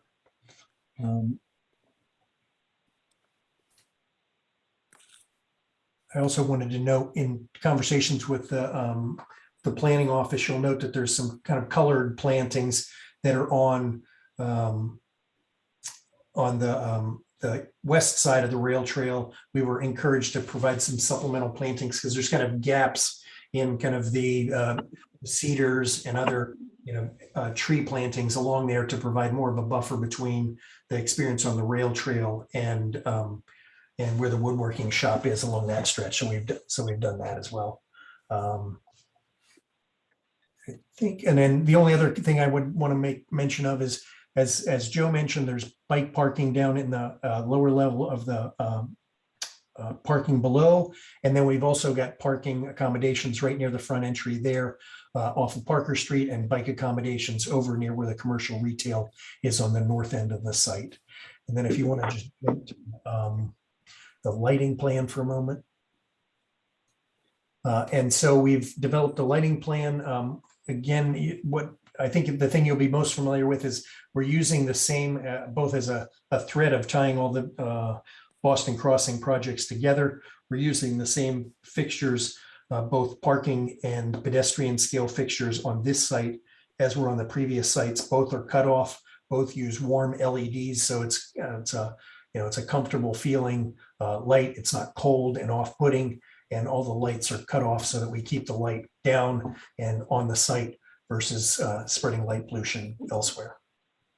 I think that generally covers the highlights, Joe. Okay, thanks, Bob. So this is Joe Sirkovich again, and I'll just go through a few slides about how we organized our building. Again, as I mentioned, we have a 4-story building on the south and a 3-story building on the north, 42 units here, 52 units on this side, and then both of these buildings are linked by kind of an amenity, vertical amenity space that includes the lobby, access to the grade level pool, a second floor outdoor deck, a co-working space, a lounge, and then an upper story, 4th floor amenity space that also includes an outdoor deck. So we really tried to take advantage and maximize the space that was available in this gap between the two buildings by creating those spaces that can help to reinforce the community between these two buildings. And also they sort of gesture out towards 1 and 3 Boston Way to reinforce that community connection in the overall neighborhood of the Newburyport Crossing complex.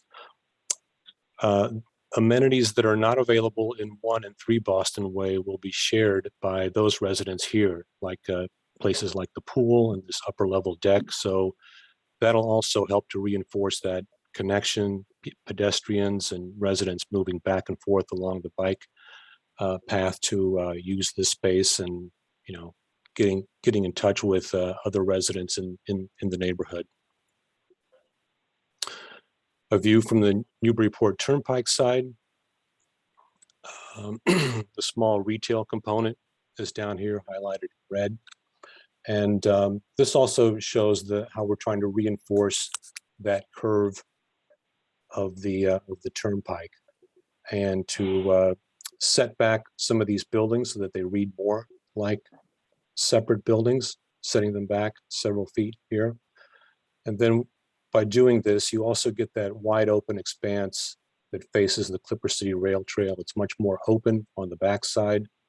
It's kind of a different feeling on the back than it is on this side.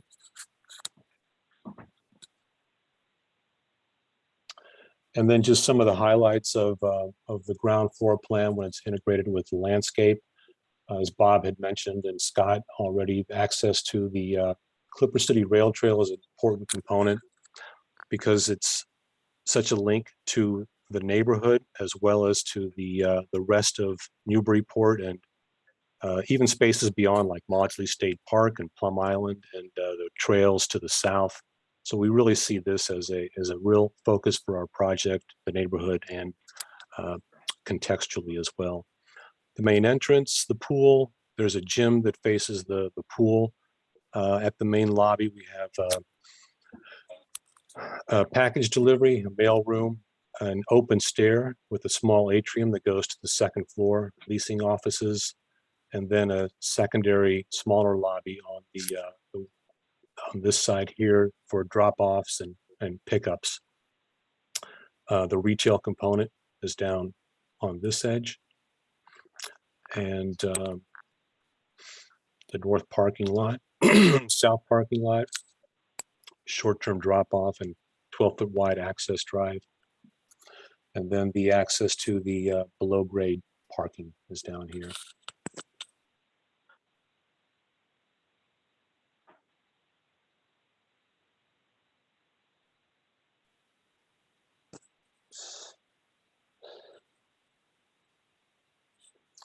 Trying to get back one level. So this plan just shows an overview of the 4 levels of residential as well as the underground parking level. As I said, we have 94 units distributed sort of evenly across 3 floors and 4 floors. We have 24 affordable units, and there's some live work units on the ground floor that face the turnpike side, which I'll get to in a second. Bike parking down in the basement,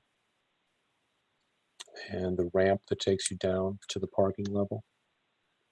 That's the parking level. It's about 11 feet below grade. Bicycle storage in 3 locations.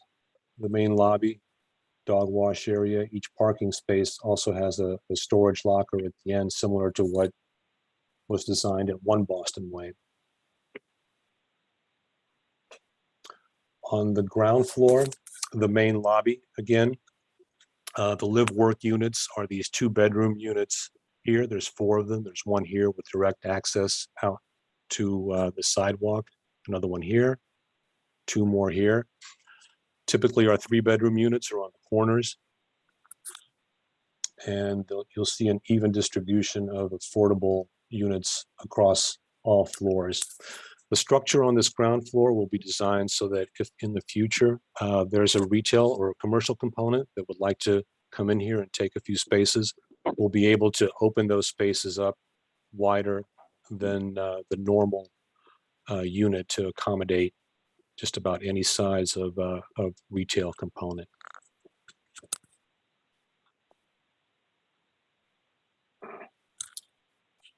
The second floor, this sort of also shows how both buildings are starting to step back to reinforce a 4-story building here, a 3-story building here with a gap in between them.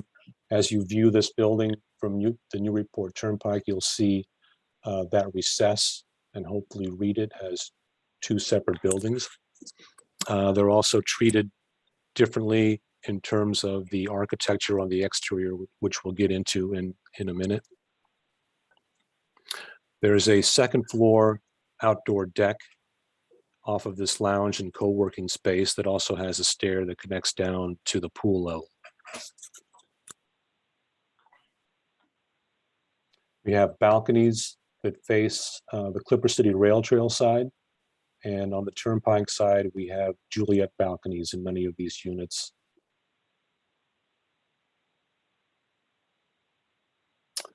The 3rd floor, lounge space with an open stair that connects up to the 4th floor amenity space. So on each one of these floors, there's a lounge space, which helps to reinforce that community among all the residents. And then the 4th floor with the lounge, open stair, and an outdoor deck.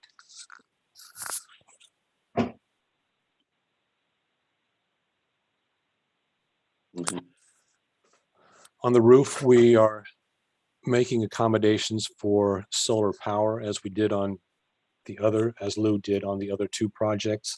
So the location and placement will depend on the mechanical systems and the vents that will be distributed up here. So we're planning on some area about this size, whether it's along the edges or over here, will depend on where the condenser units and the vents are eventually laid out. In terms of the building massing and how we try to organize the building, we just had a lot of different inspirational images that we liked. Buildings that have setbacks as you get higher, that use different materials like brick, and this one has metal, but we're not really using a whole lot of metal. Bay windows that project out ground floors that are treated a little bit differently than what's happening above to reinforce that commercial zone. Different types of windows, some that jog back and forth to create variety and texture and depth. We like kind of what's going on here. Different colors and textures. We really like the wood tones that we saw in some of these buildings. Balconies, and again, setbacks, landscaping at the base. So these are all the kinds of images that we looked at when we were trying to deal with the mass of our building and how we could treat it on both the Route 1 side and the Clipper City Rail Trail side. In terms of materials, we're looking at brick in some areas with things like soldier coursing, modern detailing with crisp edges, Juliet balconies, coursing articulation, different types of brick or different colors of brick on one building versus the other. Wood tone materials that could be either real wood in the lower building or fiber cement panels that simulate wood, such as this hardy plank product. Nichiha was very successfully used in one Boston way. We're planning on reusing it here as well. And wood tone products that look like wood, sort of like Trespa panels, and plank flex, I think, is another one that we're looking at. So those are some of the materials that we were looking at. We did put together a box of samples and sent it to the planning department last week. These are the samples that were sent out. Some of these we're not planning on using. We like the warmer tones better. The brick with the iron spot, we like real wood that's treated with steam and compression so that it's impervious to insects. We are also thinking about using some of those, but just a combination of brick, wood, and wood tone fiber cement products is kind of what we're planning for the two buildings.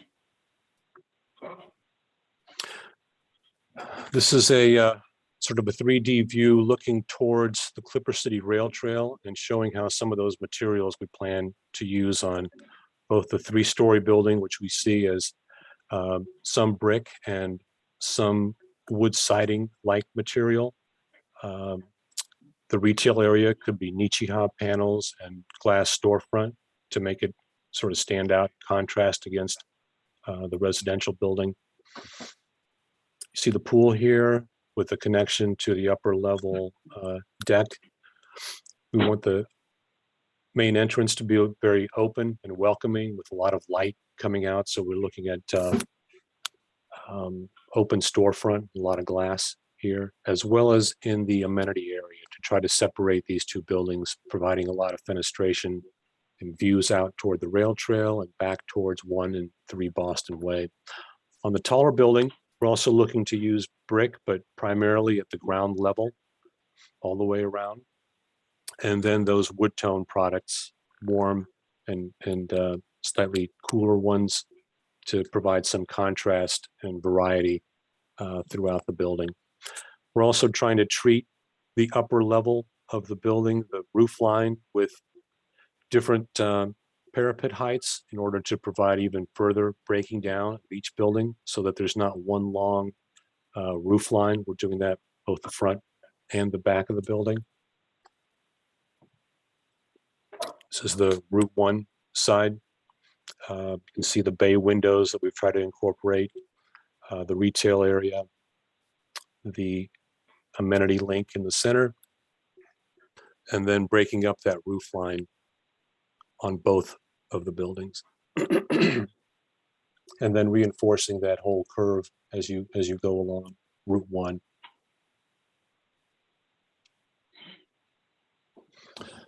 The elevations, 3-story building with the brick and the wood look material. The main entrance is over here, the amenity link, and then the 4-story building. Balconies on the rail trail side and Juliet balconies on the turnpike side.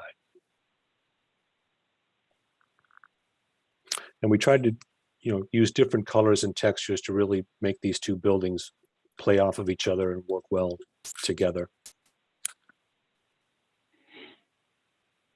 The north and south elevations showing the retail component up against the 3-story residential area, and then the southern building.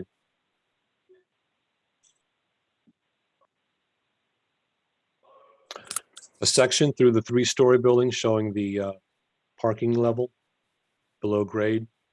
The first floor, which has a higher floor-to-floor height to provide better opportunities for retail and commercial space. I think it's 12 feet here, floor to floor, and 10'8" and 11'6" as we go up. The upper roof deck, you can see the second level deck, the stairs spilling down to the pool, some buffer here, and then the rail trail all the way out. The Newburyport Turnpike is over on this end.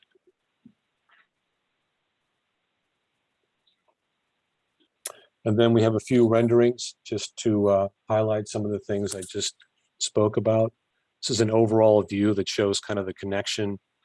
Again, the bend in the building, opening up toward the rail trail, looking back down, trying to make that connection with the rest of the neighborhood.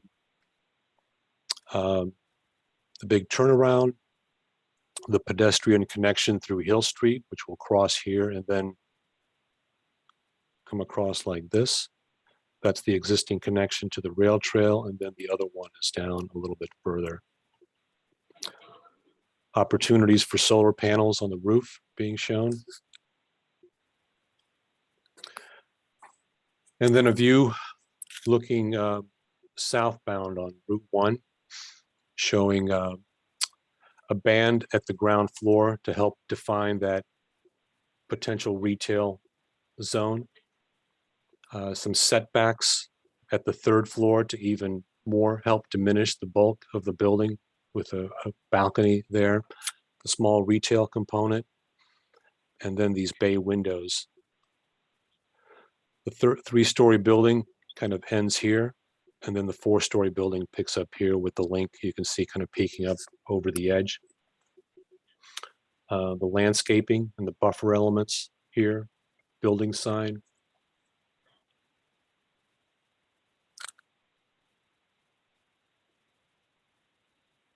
A view on Route 1 looking northbound. We will have some better definition of the live work units, which are here, here, here, here.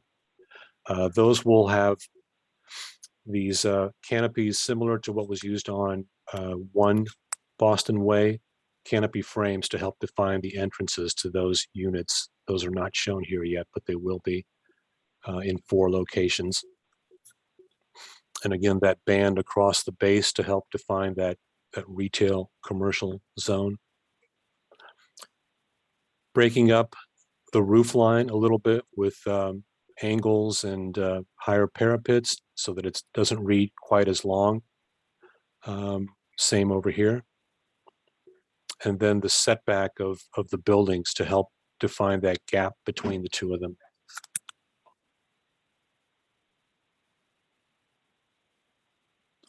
The view from the Parker Street entrance, which shows the 4-story building and some of the patterning that we're using on the windows.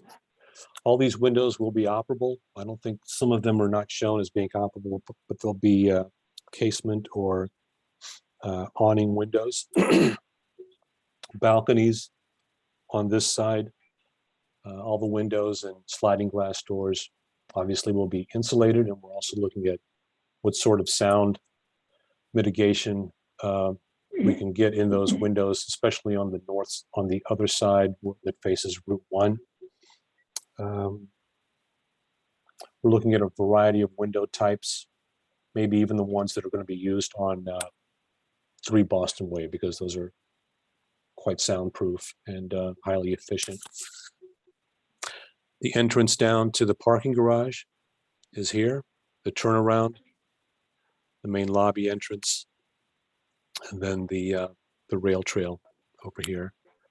2nd floor deck, and then the roof deck in the distance.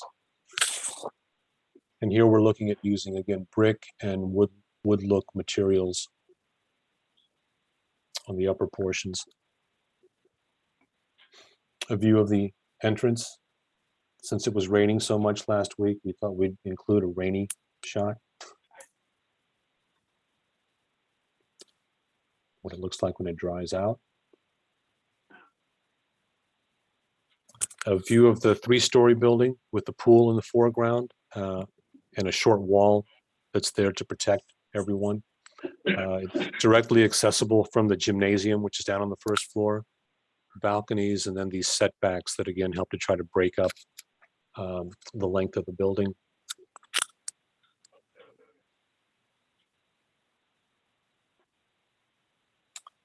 A view from the rail trail toward the retail area and the 3-story side on the north. A little parking area here, access to the retail, the pool in the background, and then this wood look material complemented by the brick, and then the setback at the 3rd floor.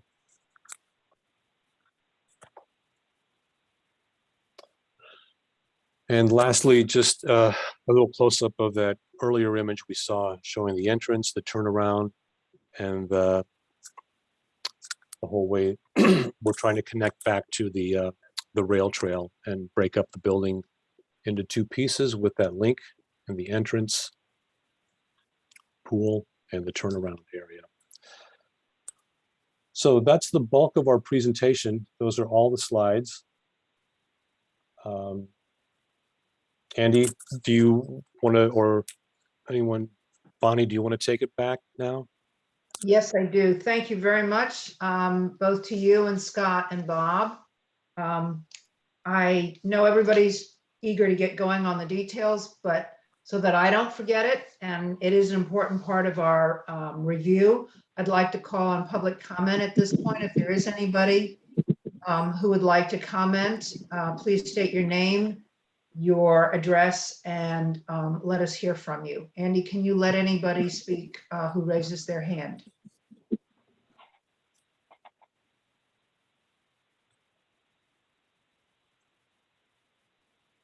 And first person we have is it's just shown as Tarantino. Perhaps you could identify yourself for the record.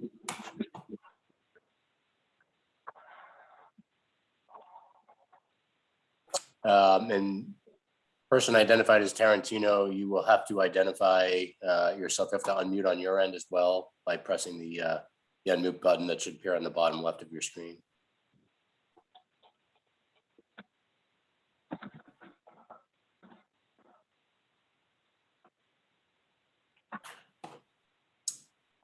Not seeing a response there. Hopefully you can figure out how to unmute yourself on your end.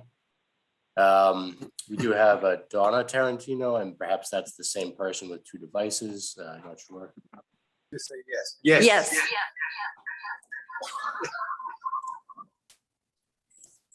Yeah, Okay, Donna's, sorry. Go right ahead. I just muted one of your devices. Hopefully you can do it without any echo. yeah, okay. This is Ken Santiano from Haley's. I just want to say that Mr. Mancuso has been a fantastic landlord to me. Mr. Tarantino, I'm sorry, if you could just mute one of the devices in your room that is causing some audio feedback. Can you hear me now? That's perfect. Thank you. Okay. I just wanted to say that Mr. Mancuso has been a fantastic landlord to me for the past 3 years. And, you know, he's talked to me before he went for the permits and stuff, and I'm looking to retire. The business has gone way down with the epidemic and stuff, and it's not feasible for us to stay here. But I just want to know what a great guy he is and a fantastic landlord, and you couldn't ask for anybody better. And that's pretty much what I wanted to say. Thank you. Is there anybody else? I see no other hands at this time, Chair. Fine, we'll close the public comment portion and go back to discussion with the applicant using the staff report as our guide. I'm just want to note in passing that we approved at our last meeting the application submittal waivers, but we will expect to be discussing them at a later date. The signage plan and details, CAD files, proposed exterior lighting plan with photometric information, drainage report, and stormwater management report with drainage calcs and proposed operation and maintenance plan. So moving into the topics for discussion tonight, the first category is dimensional waivers that have been requested. There's one, the first one has to do with maximum front yard setback that equals 10 feet. A waiver is requested to increase this to 16 feet to accommodate an existing slope easement and to maintain a consistent building line along Route 1. I'm going to take these individually. If any planning board member would like to comment on one of these as we go through, please just jump in. And so I'll take anybody who wants to comment on this front yard setback request for a waiver to increase it to 16 feet. Any comments from anybody? Because if we don't have any comments on it, I'm going to assume that's going to be one that we will put on the list for approval. Okay, we'll move to the second one. Maximum footprint area allowed equals 10,000 square feet and 22,000 square feet within 250 feet of the commuter rail trail and the rail trail and the Clipper City Rail Trail. Oh, I'm sorry, the commuter rail station and the Clipper City Rail Trail. 32,000 square feet building footprint is requested. This is a sizable waiver request, but an argument can be made that given the unusual lot shape and narrowness of available land and the need to have a viable 40R project within this narrow angular corner of the district, a larger, more flexible building footprint is necessary. Anyone want to comment on that? I'd be happy to comment on that, Chair. Sure. First of all, I want to compliment the team on a very thorough presentation. And there's a lot of good ideas here. There's a lot of thoughtful information about materials and details. But this is a very challenging site in terms of configuration, in terms of its frontage on Route 1. And this just feels like there is a little bit too much that you're trying to make happen on a site, and part of it has to do with the size of the building footprint and the lot coverage issue. You made very strong points, and I may get off subject here a little bit, Chair, but there's a couple of things that kind of relate to the building footprint. The team made very strong points about the smart growth district, the connection to the train, connection to other residential projects that are either built or planned. But the site isn't really organized in a way that really reinforces that or takes advantage of that. All of the pedestrians will be on the Parker Street side of this site. They will all be between this building and the train station, moving in that direction. I don't understand how the retail will work at the northern end of the site. I think circulation would be helped tremendously if you connected the main entrance over towards Route 1. And that has to do with the size of the building footprint. So there are a lot of issues here that need to be resolved. There are 4 curb cuts on Route 1, on the curve in Route 1, which I think is not the greatest situation. So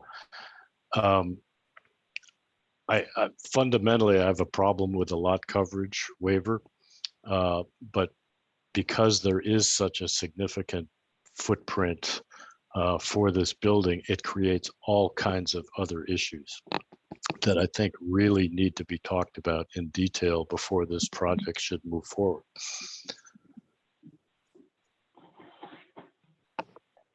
Okay, Rick? So just regarding that one point, Yeah, that's all I have yeah. to say for the moment. But All right, let's take other comments related to this footprint issue that may bleed into other issues as yours have done. That's fine. Rick?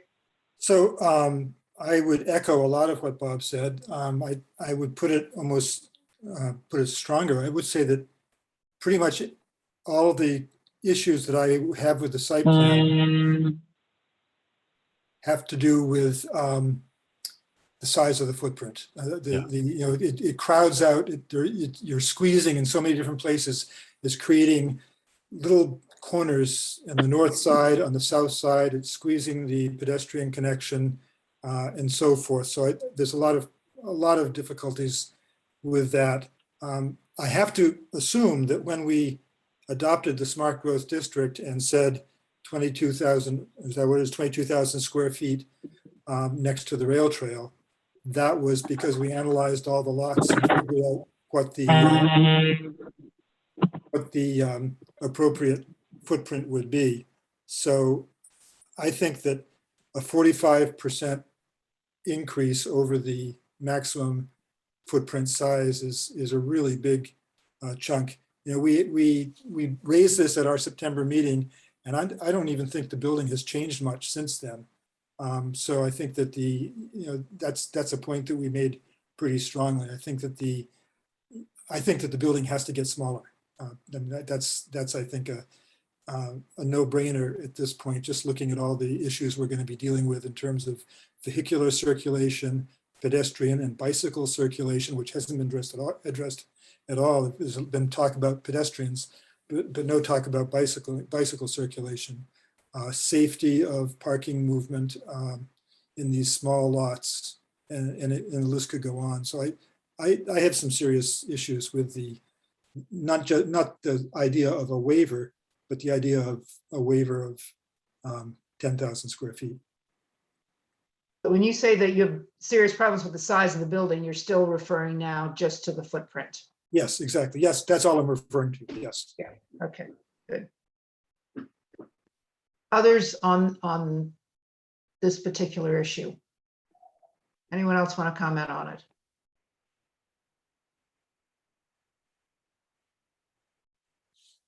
Okay, that what both of you are referring to, of course, is major design considerations for the entire project. So I don't know if I think we ought to hear back from at least Joe on this. Yeah.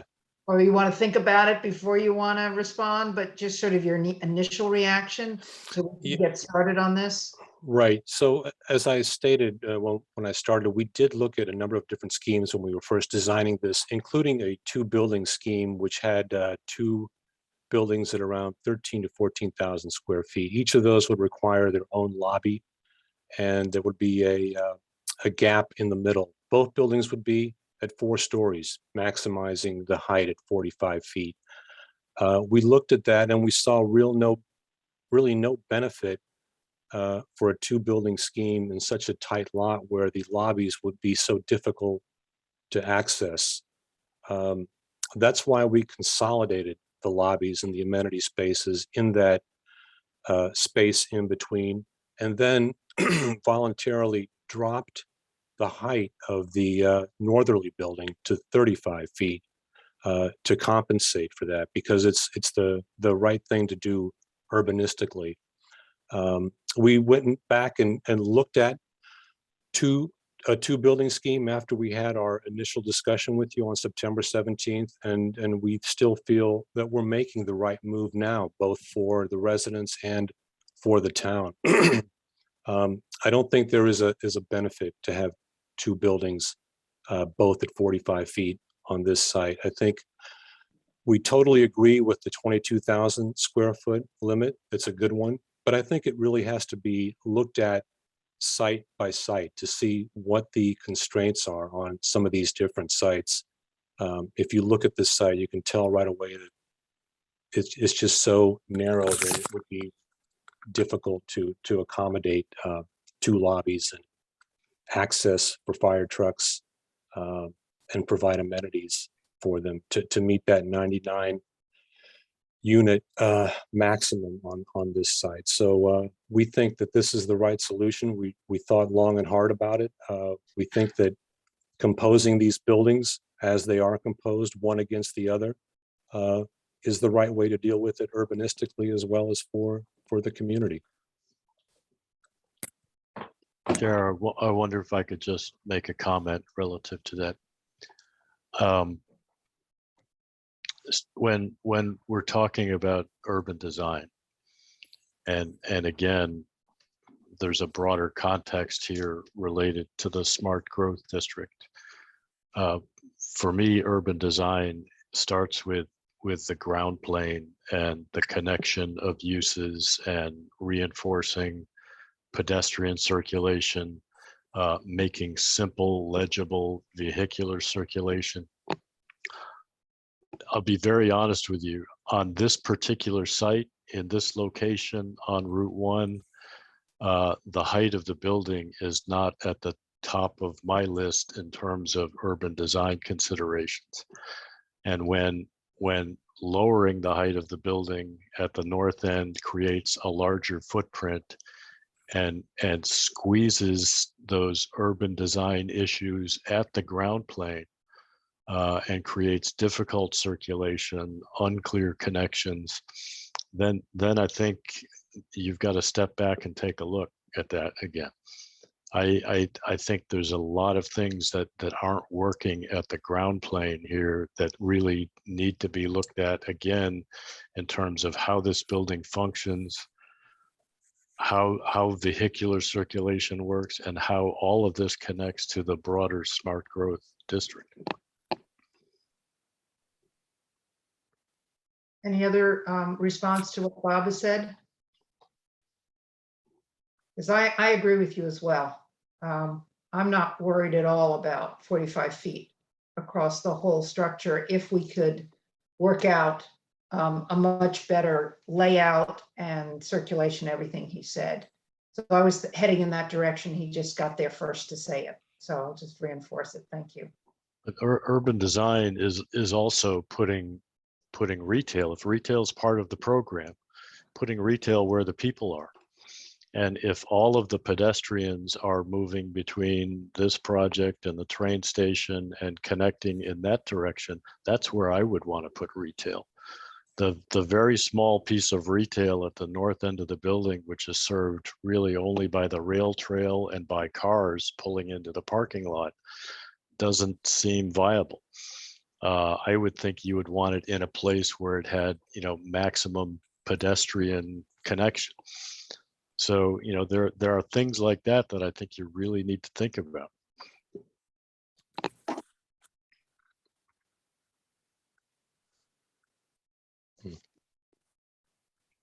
Did somebody else want to speak? Yeah, I tend to agree with that. This is Alden. I guess my concern, I'm not concerned about the height of the building either. And I think having a smaller footprint would enable a little more setback from Route 1. It seems very, very crowded towards Route 1, which is not really an urban space where you have buildings right adjacent with the sidewalk and the road. It seems a little tight on that side to me, in addition to the other comments made.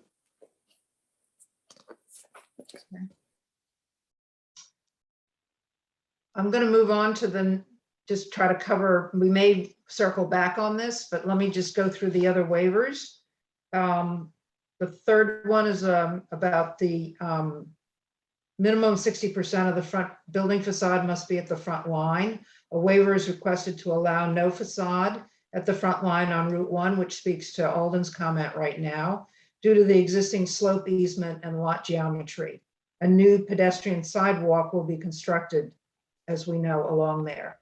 So that just, I guess, reinforces what Alden was saying. I'm going to move on to the next one. This waiver is for a minimum width of sidewalk is 5 feet. A waiver is requested to allow a minimum of 4 at the southeast building corner. I heard sidewalks of 5 and 6 feet. Where's this minimum of 4 feet and why? Could you speak to that, Joe, please? Yeah, I believe that is, there's a pinch point right over here where the sidewalk is a little bit tight. So we had to reduce it down to 4 feet, just in this one small area.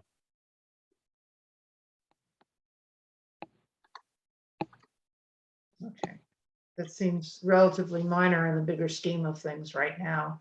And that could change if the design changes. So we'll move on to the next waiver. Oh, Rick, Bonnie, sorry. I'm seeing you.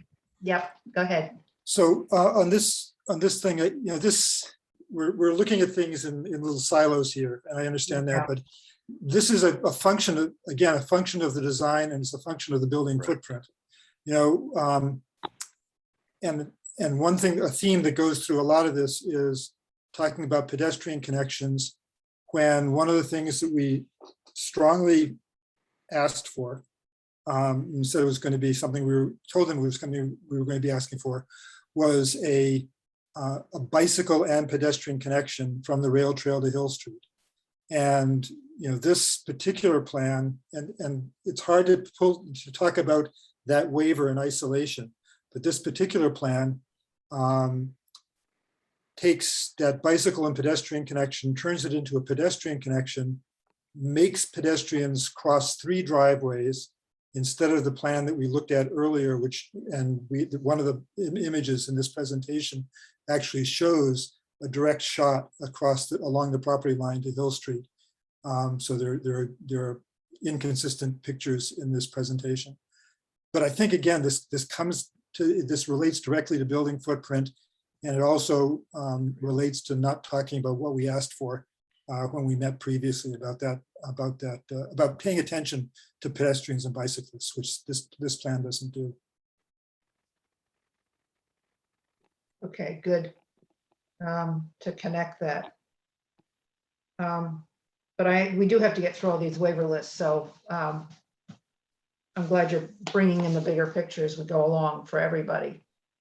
The last waiver is a request to use a Cape Cod style bituminous berm or no curbing in certain areas. That's what's required. Bituminous berm or no curb is requested along the perimeter edges of the parking area to accommodate low impact stormwater management measures and snow push areas. Be any problem with that, just in principle? Okay, so we'll leave that one as it is. Dimensional and parking requirements. Let's just go through this list as efficiently as we can. The proposed project meets the dimensional and parking requirements in the following ways. The whole list there, I'm assuming everybody's read this. Where are you on this list? Anything you want to point out that you think is insufficient, too much? Scott, are you still on? Bonnie, I just wanted to say that it says residential density requirements are 40 units per acre. That's the maximum that they can get as of right. And again, the program is pushing this. So, if it could be, 80 units, we might be a lot happier. I think that we shouldn't say that it's mandated that they have 94 units. Yeah, that's the maximum is what you're pointing out, but they don't have to meet that. Right, it's not a requirement. It's not a density requirement. It's a density maximum. Right. Which fits into the bigger picture we've been talking about, potential redesign. But the numbers as they are listed here don't raise any red flags for anybody. That's a question. I would just say relative to the parking that is below grade within the building, that it's a dead end system. So it needs to be parking that is dedicated to individual units, which I'm sure is what is contemplated. Access in and out is tough. That's a tough turn to make with two-way traffic. So, you know, I think there's a little bit of thought that needs to go into that as well, so that that significant portion of the parking is functioning properly. Okay, thank you. Heather? On the parking, I have a few questions. One is, when I'm reading it, it feels like the parking is being associated to residential units. I'm wondering that one commercial / retail at the end, is there a different parking that's associated to that, or that would limit some businesses based on the number of parking spaces that are there? And also on the live work units, which I'm not that familiar with, I'm wondering if they were converted, as it seemed like he was saying they could easily be converted. Would that change the parking there if those were to become retail? Would they become a different ratio than they are to the live work? And one more question on parking is, are there any additional concerns of parking closer to Parker Street to be used by people finding out about this and using the rail trail and occupying some of these spaces that are actually allocated for this building? All very relevant questions. Could one of the members Yep. of the team respond to our questions? This is Scott. I can talk to that. So during my presentation, I talked a little bit about the flex spaces. So residents are typically going to be here in the evening hours. Of course, you know, more here during the day working from home. But regardless, the zoning minimum for parking for this is 109 spaces. We are providing 131 spaces, which meets more of the current market demand. During the daytime, when those spaces are empty on the northerly lot, they would be all available to the commercial tenant. And we had talked about the 4 spaces near Parker Street being left open during the daytime hours, potentially for some rail trail parking there as well.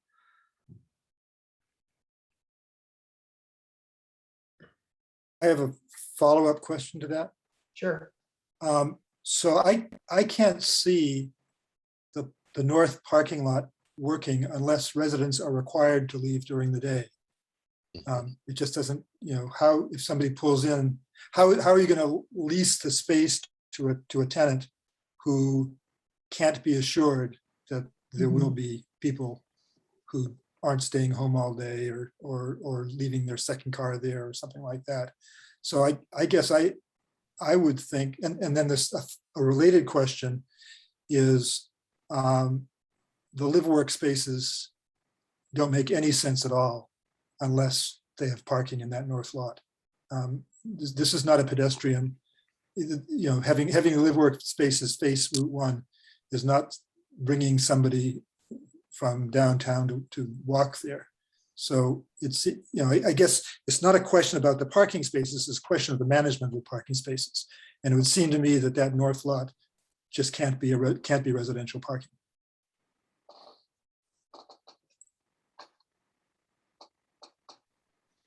Good question.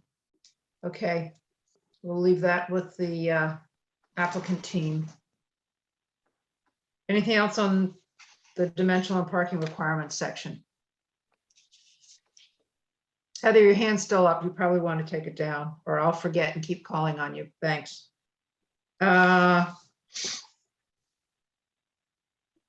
next section is on proposed parking lot landscaping. Any comments on the landscaping plan, just as well as the parking, related to parking? Sorry. Phil Christensen noted that the item E is not correct. That there are 2 places at least where there are more than 10 spaces without a landscaped island. Well, they did talk about that they were going to be responding to him, so they'll be checking that out, but it's good to point it out. Thank you. I just had one question about the turnaround, and I wasn't sure the main turnaround near the entry, why there are no plantings? Was that because of the fire trucks? In the middle there? Bob, are you still here? I can probably speak to that as well. This is the turnaround area. Why there's no plantings Mhm. around that? Yeah. Yeah, that's correct. So we need to make sure that the truck isn't feeling claustrophobic as it's turning. There's an overhang. So we typically try to keep any vertical obstructions away from that area, bollards, plantings. So there can be some low-lying cover, but nothing really up over, 12 to 18 inches would be desirable in that area. Yeah, it just looks like it needs to be softened a little bit, that's all. Would that be, MJ, like in the center of it? Yeah. It's just a big open asphalt.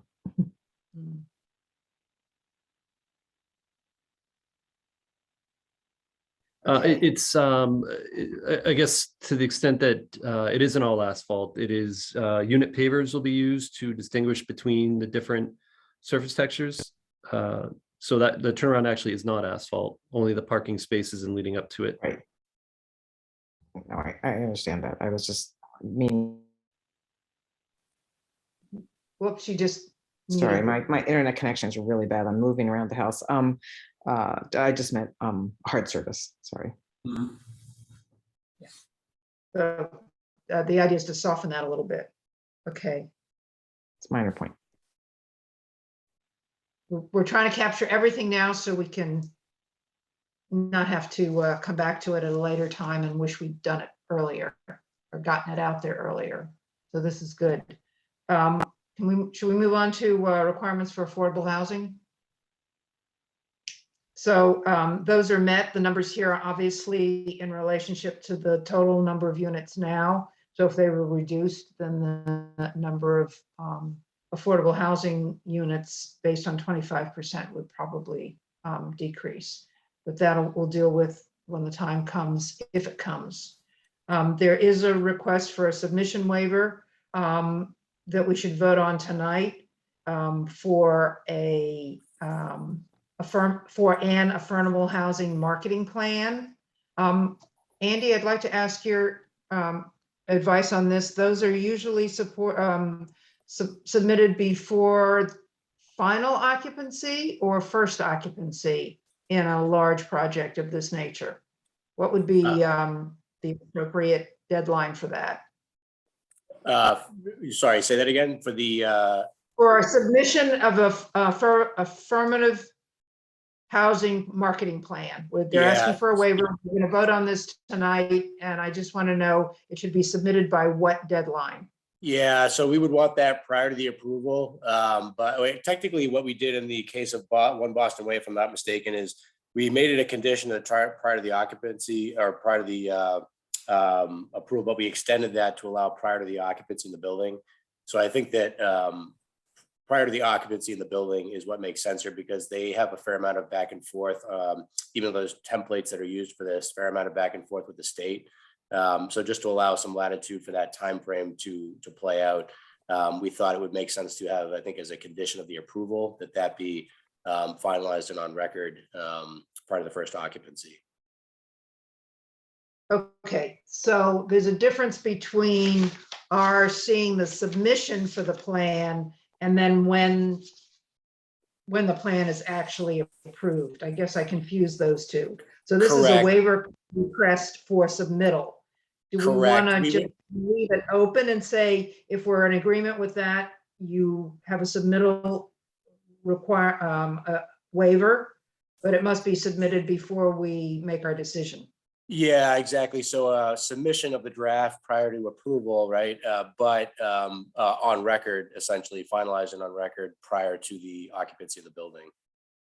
Okay, so those are two different things, but submission prior to approval for the waiver.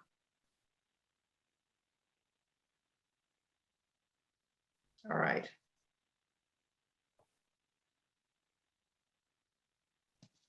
Anything else on affordable housing you want to talk about right now?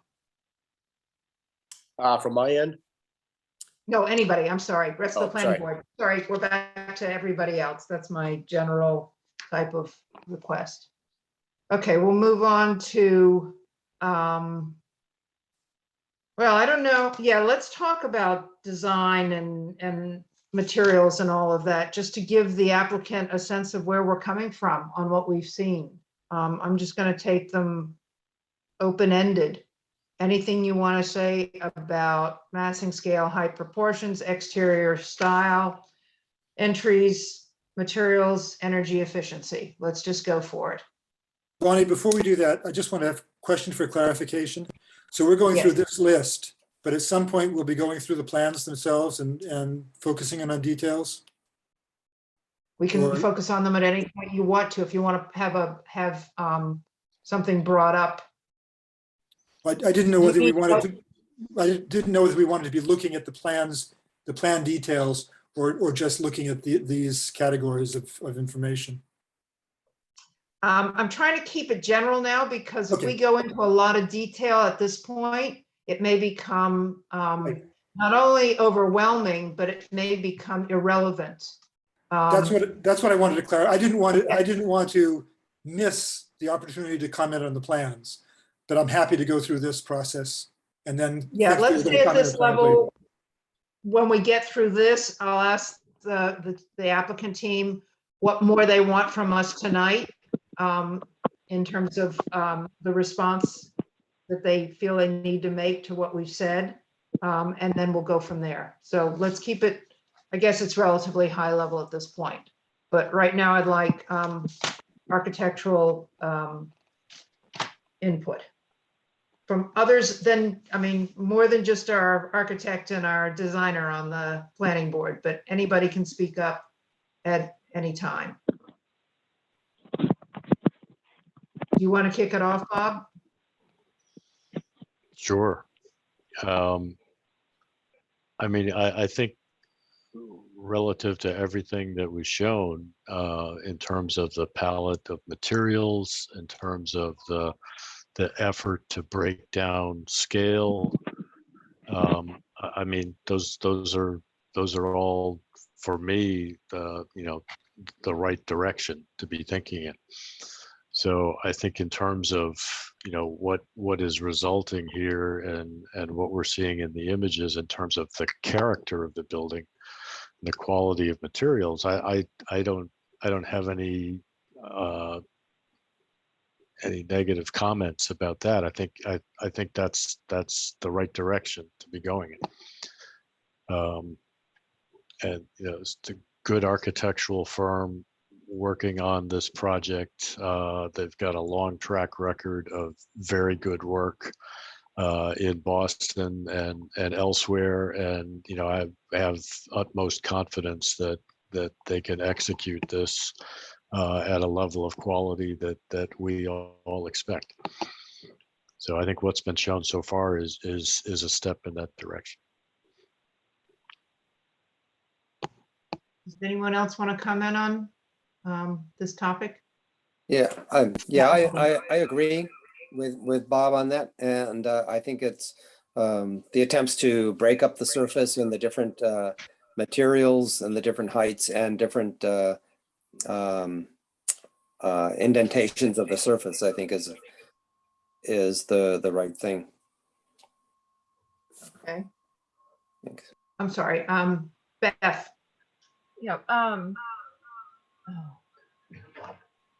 yeah, I don't know how to have fewer. Beth, I think you may have two devices on. We see you twice. Can you turn one of them off? Yes, I can. Except that then I won't be able to hear anything. I have some technical issues today. So If you just mute the audio on one of them temporarily, it should address the echo. Okay, can you hear me now? Yeah, there's just a background. But As long as you're not repeating, it'll be all right. Go ahead. Yeah. I agree with what's been said. While I appreciate the distinction in the materials in the two buildings, I would like to see them tied together a little bit more. I wonder if the material treatment is a little too distinct.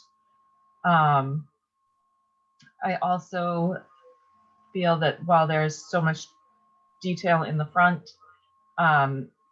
there should be a little more on the Route 1 side too. I feel like that side looks neglected a bit if there was reference to it being a gateway and what you see when you come into town and into this area. So I think I would like to see a little more attention paid to the Route 1 side as well. Okay, great, thanks. Heather? I was very pleased when I saw the materials in person, and I like the way they look in this rendition. I agree with what everyone's saying, with the exception of if you were to make this a smaller scale lengthwise and you brought up the third level to a fourth level, I think that what is depicted here is more pleasing. I don't know what the answer is to make it a smaller footprint and to get all these units in. But I feel like if it was all that 4 levels, it would just look too big of a structure, and it would be more challenging design-wise to get it to look like these multiple buildings the way they look now. I do like the way this looks to scale better. I agree with Heather. This is Joe Sirkovich. Yeah, well, that is going to be the trade-off, absolutely. Let's see, any other planning board members want to speak to the broad issues around architecture? I guess I just have one comment, and it's nothing aesthetic, it's more of a function, is I really am just concerned for the units that are on the higher south side of the building on Route 1 and the amount of glazing on those living rooms. That just seems really exposed. And I love the idea of the sliders, but they're going to, I imagine, have blinds or something in front of them most of the time, just because of the exposure. The soundproofing, I think, can be handled with the glass, the door and window selection. But I think the visual part of it to me is just a little bothersome, but not sure what could be done. Okay. I'm a little concerned about the, maybe there's a conflict between the equipment that hasn't been identified yet and how it's going to be screened on the roof and the solar panels. And I would like some more consideration about that, and maybe too early in the project to ask for that from the team. But it looks to me like it can't all go up there. Any other comments from the board members before I ask the team to respond? Yep, Bonnie, this is Don, and I'm sorry, I'm not sure how to raise my hand when I'm on the phone, so. Go for it.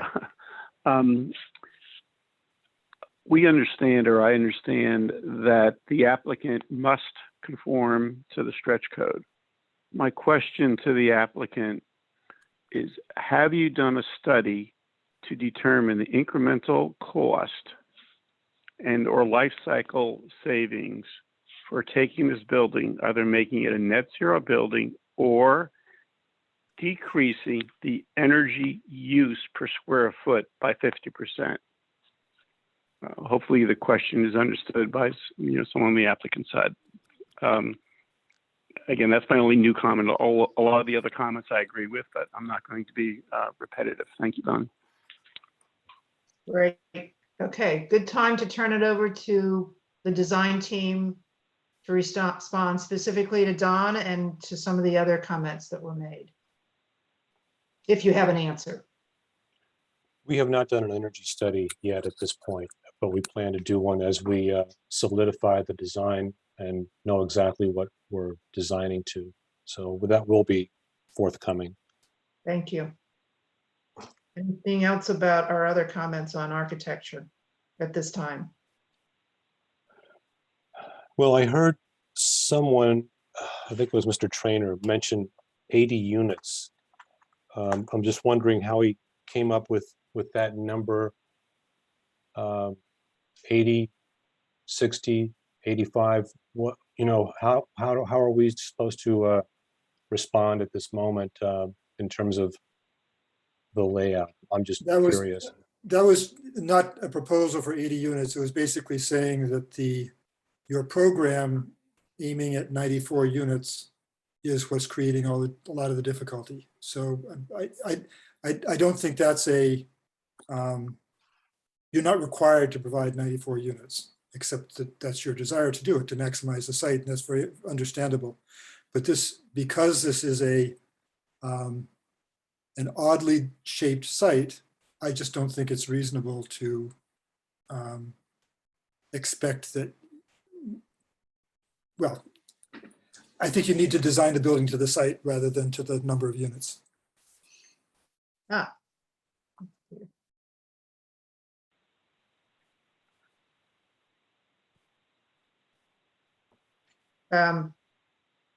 Anything else from the design team at this point?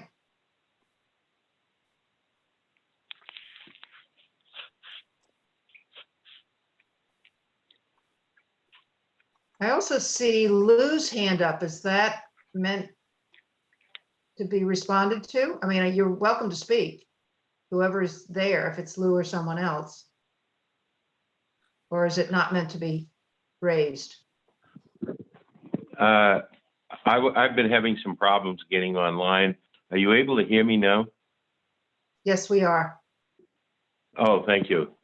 First of all, thank you for all your time this evening. I know it's been a long night.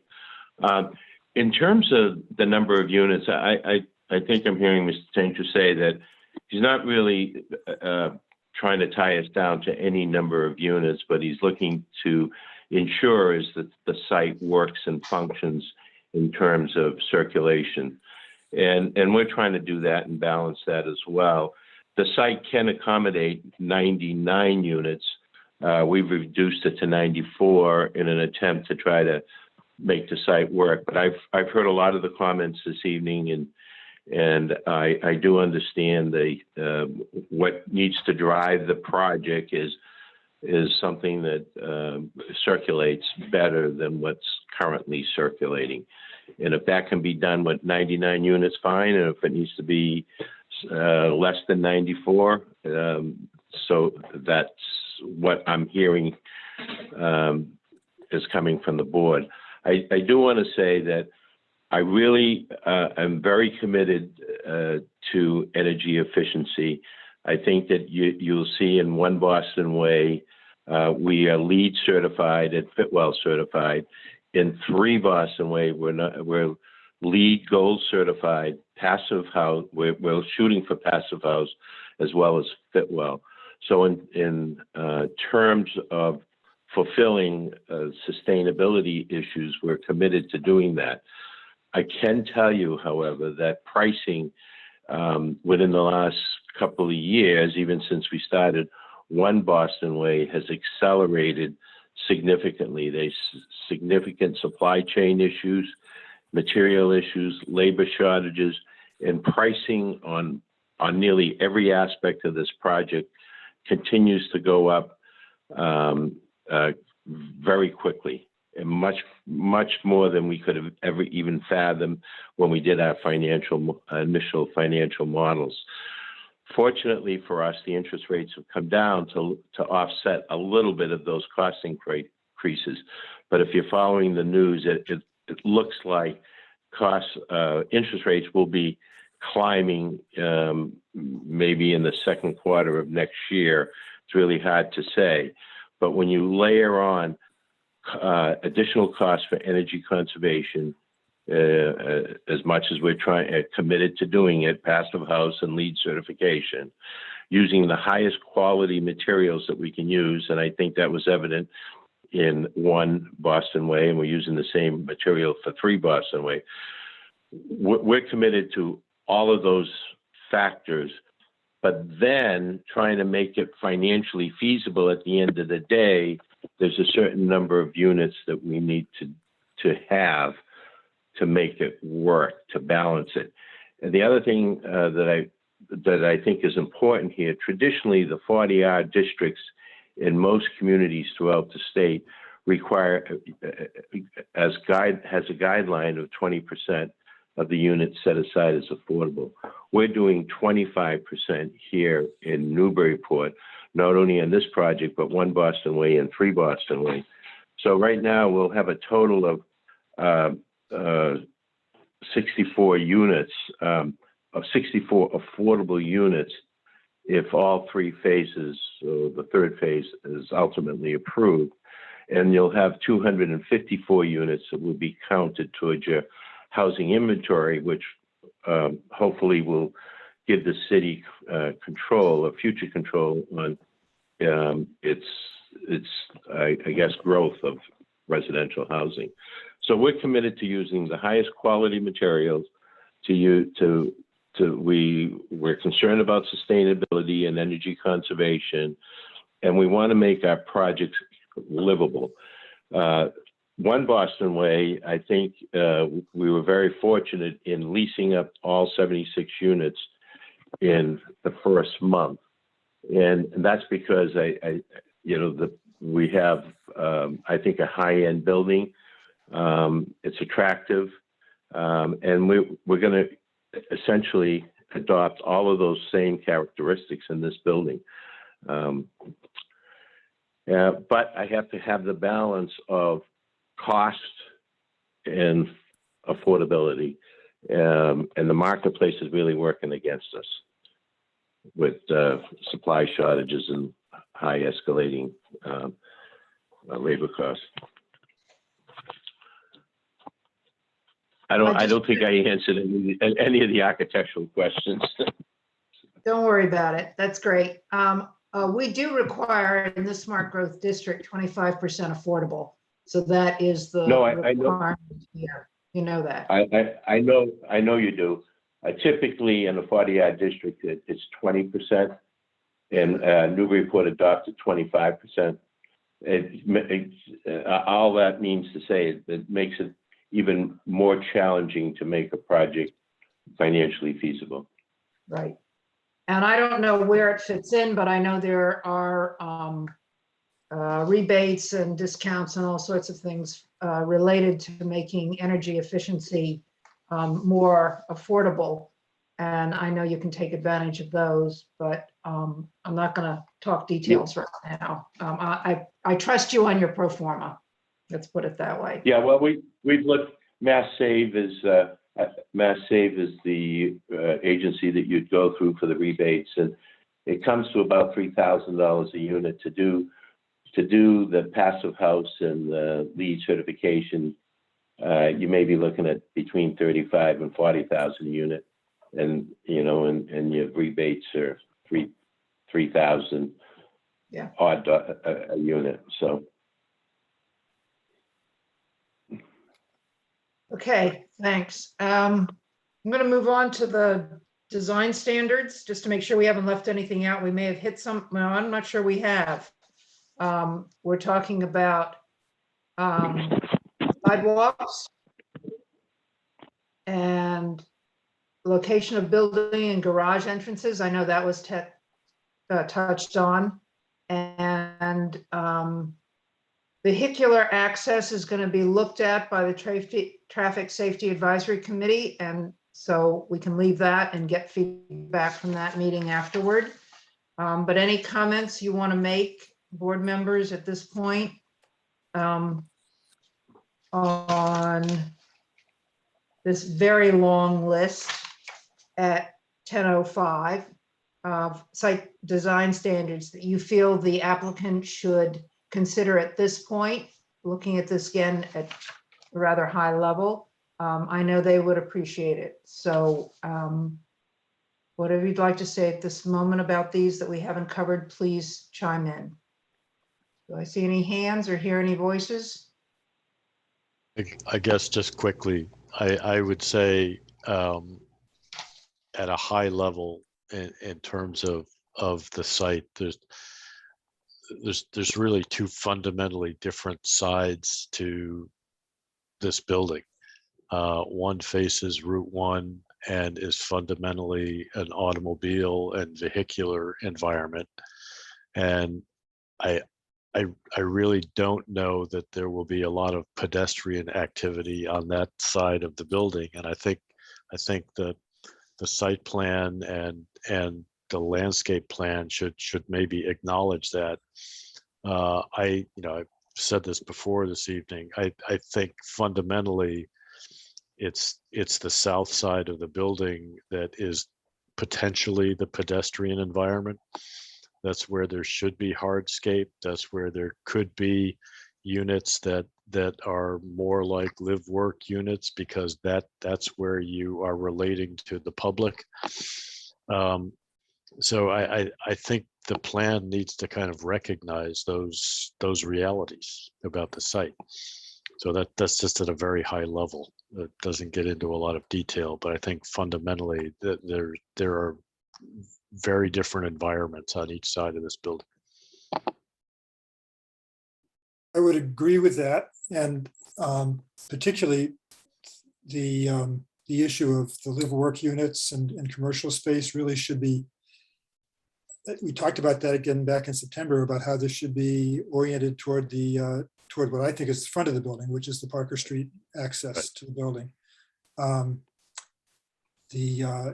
It's hard to see how people will circulate to the live work units on the Route 1 side of the building. It does seem as though, and again, it's the nature of the site and the nature of the size of the footprint, that the parking layout is very disjointed and hard to imagine how you would provide effective wayfinding to get people to the right parking lot. And related to that, the south parking lot really seems to be potentially a real source of danger for cars backing out of parking spaces, conflicting with the exit driveway, for pedestrians and bicyclists crossing two driveways. There needs to be a lot of work done there, and giving more room to other than vehicles.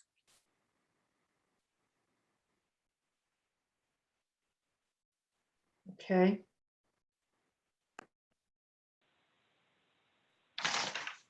All right.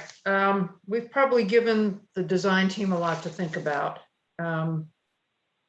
and could call it quits at this point for tonight. There will be comments coming in on this design anyway from other staff. Actually, I see that they're here, but there's more work to be done. And I know the design team has been reviewing them, including the very detailed comments from our project manager, Jordy Vining, relating to the rail trail. And I'm not going to go through those at this point, but I know you've been reviewing them because you've actually referred to them in some of your presentation. I want to wrap it up. I want to vote on the submission, the waiver for submittal of the affirmative housing plan, marketing plan right now. And I want to agree with you when you want to come back for a date to continue this to. Is there anything else on the design team side that you'd like us to discuss at this point?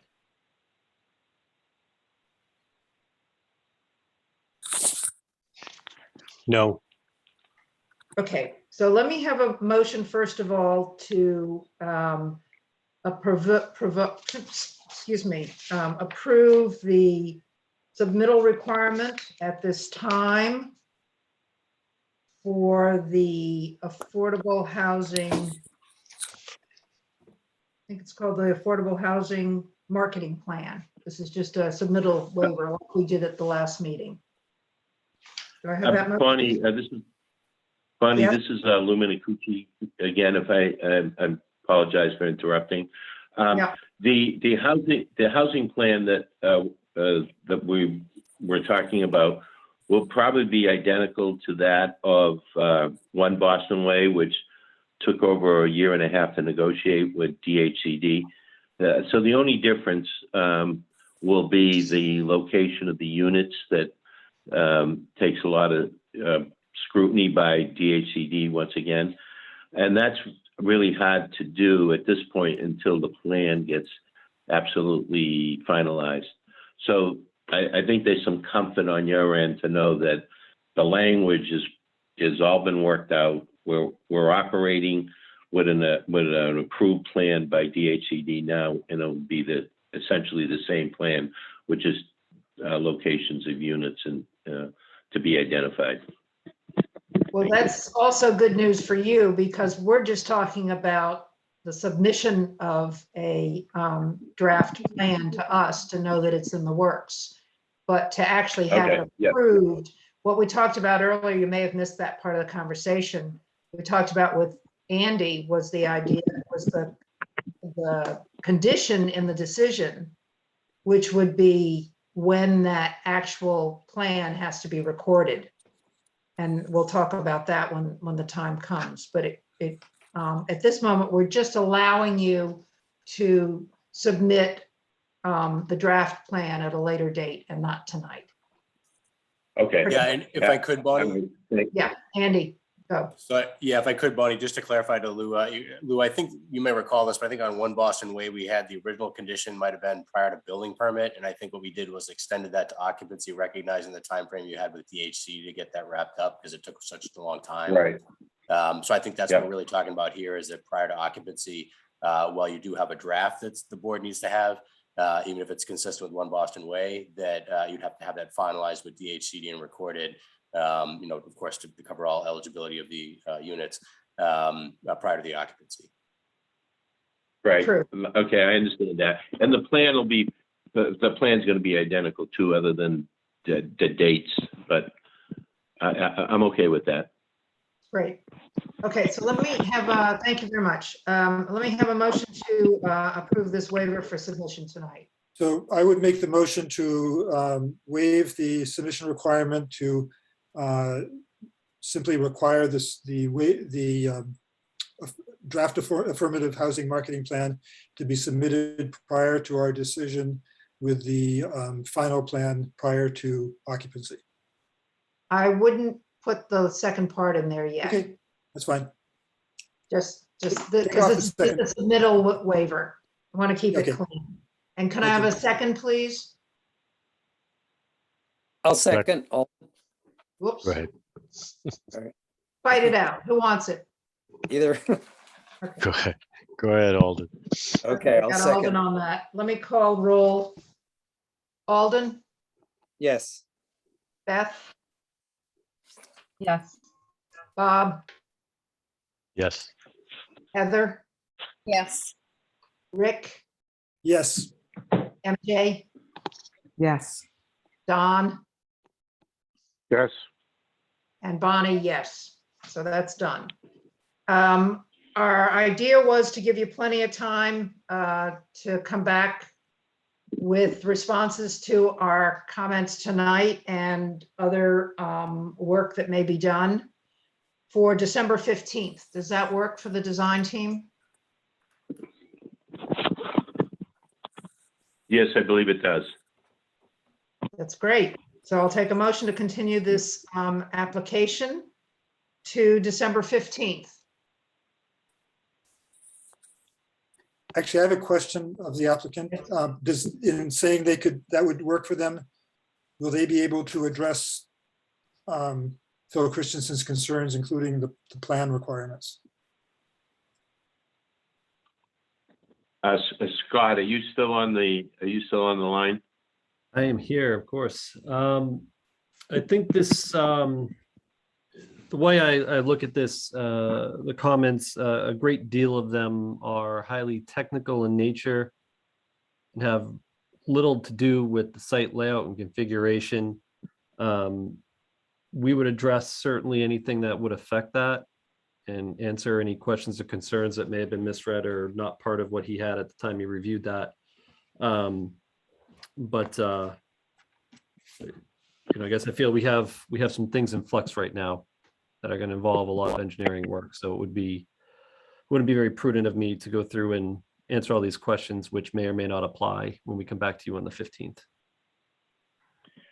Right, so Scott, isn't it essentially the same thing? Until we have a site plan that's nailed down, you really can't start digging into what you have to do. Yes. So if this all gets shifted essentially to December 15th, and we do come to a meeting of the minds with the planning board on a site plan, then you would be able to start digging into the work that you need to address for Phil Christensen. Correct. Yeah. So back to my other question, do you want to stick with the December 15th date? I don't know how much work this involves for the design team. And if you can do it sooner, that's fine with us, but we're trying to give you as much time as you need. Yeah, I don't think we'd be able to do it sooner. There's a fair amount of work here, and we'd want to look at options, and we'd have to run some financial models, make sure that it can work. But I think Scott's request, though, is still going to be the same. If in fact we can come to an agreement on a site plan, or close to an agreement on a site plan on December 15th, then Scott would start doing the work that he's got to do, because any work that he was to do now would not be valid if the plan significantly changes. Yeah, that makes sense. Absolutely. Okay, so I'll take a motion to continue this hearing to December 15th. Bonnie, it's Don, also move. Thank you, Don. And do I get a second?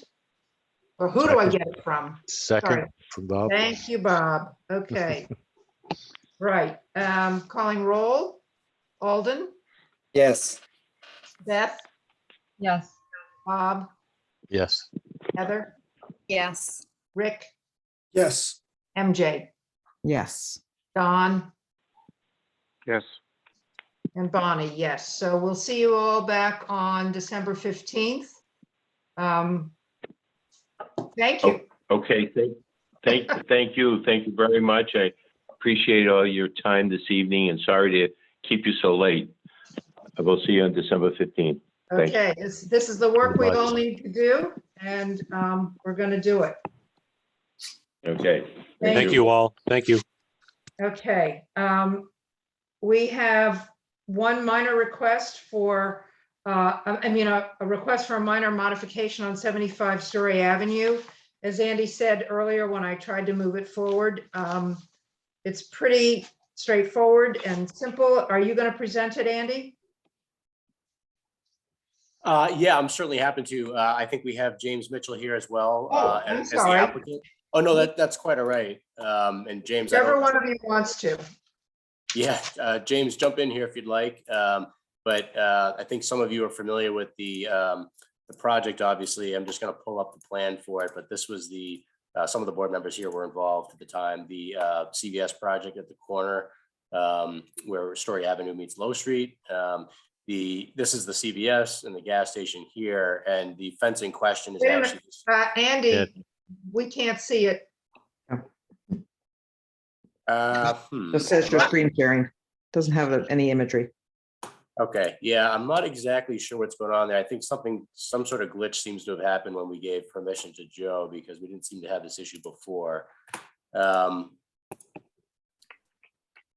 You're still not seeing it, correct? Correct. Yeah, I'm not sure exactly what is. I'm going to continue to play around so I can figure what's going on, but The documents that were submitted. Yeah. Yeah, It's online if everybody wants to pull it up, or if you're familiar with the site, I think Andy can verbally describe it to us. Yeah, so essentially it's the fence between the medical office building and the CVS. There's a lane that comes in from Low Street between the CVS and the medical office building, and they've asked you, as you can see in the photograph, they've asked to replace that fence. They have some concerns about the painting of it, and Jim can jump in here if he'd like. But the general gist is that they'd like to replace it with a vinyl fence that's lower maintenance. The office comment was essentially in brief that we don't object to the use of vinyl, but we defer to the board on the what is essentially a design change for the fence, only because the top foot detail along that fence, as you can see in the photograph, is not provided in the proposed replacement vinyl fence. So we have no objection at this location to the vinyl fence per se, and understand the context there, but we just question whether or not the board would want that detail also maintained on the fence if it is done in vinyl. But other than that, as you noted, Chair, it's sort of a minor modification to the plan, nothing significant in our opinion. And Mr. Mitchell, did you want to add to that? Sure thing. Yeah. So this is James Mitchell for the record. I represent Gianna of Newburyport LLC, the owner of the property, 75 Story Avenue. It's currently the CVS. At any rate, we had tried to preserve the fence and make it last much longer, whereby we had somebody prime it on both sides, paint the fence, and it did not adhere to it, did not bond, and looks absolutely terrible. We got a call from our abutter, actually the tenant that's the abutter, Catherine Thatcher. I provided the email to the board. Basically, they're in agreement that the fence looks terrible today, and rather than wood, we'd want to go with PVC. The white PVC fence is basically indestructible. It doesn't require painting. It doesn't shrivel up and decay.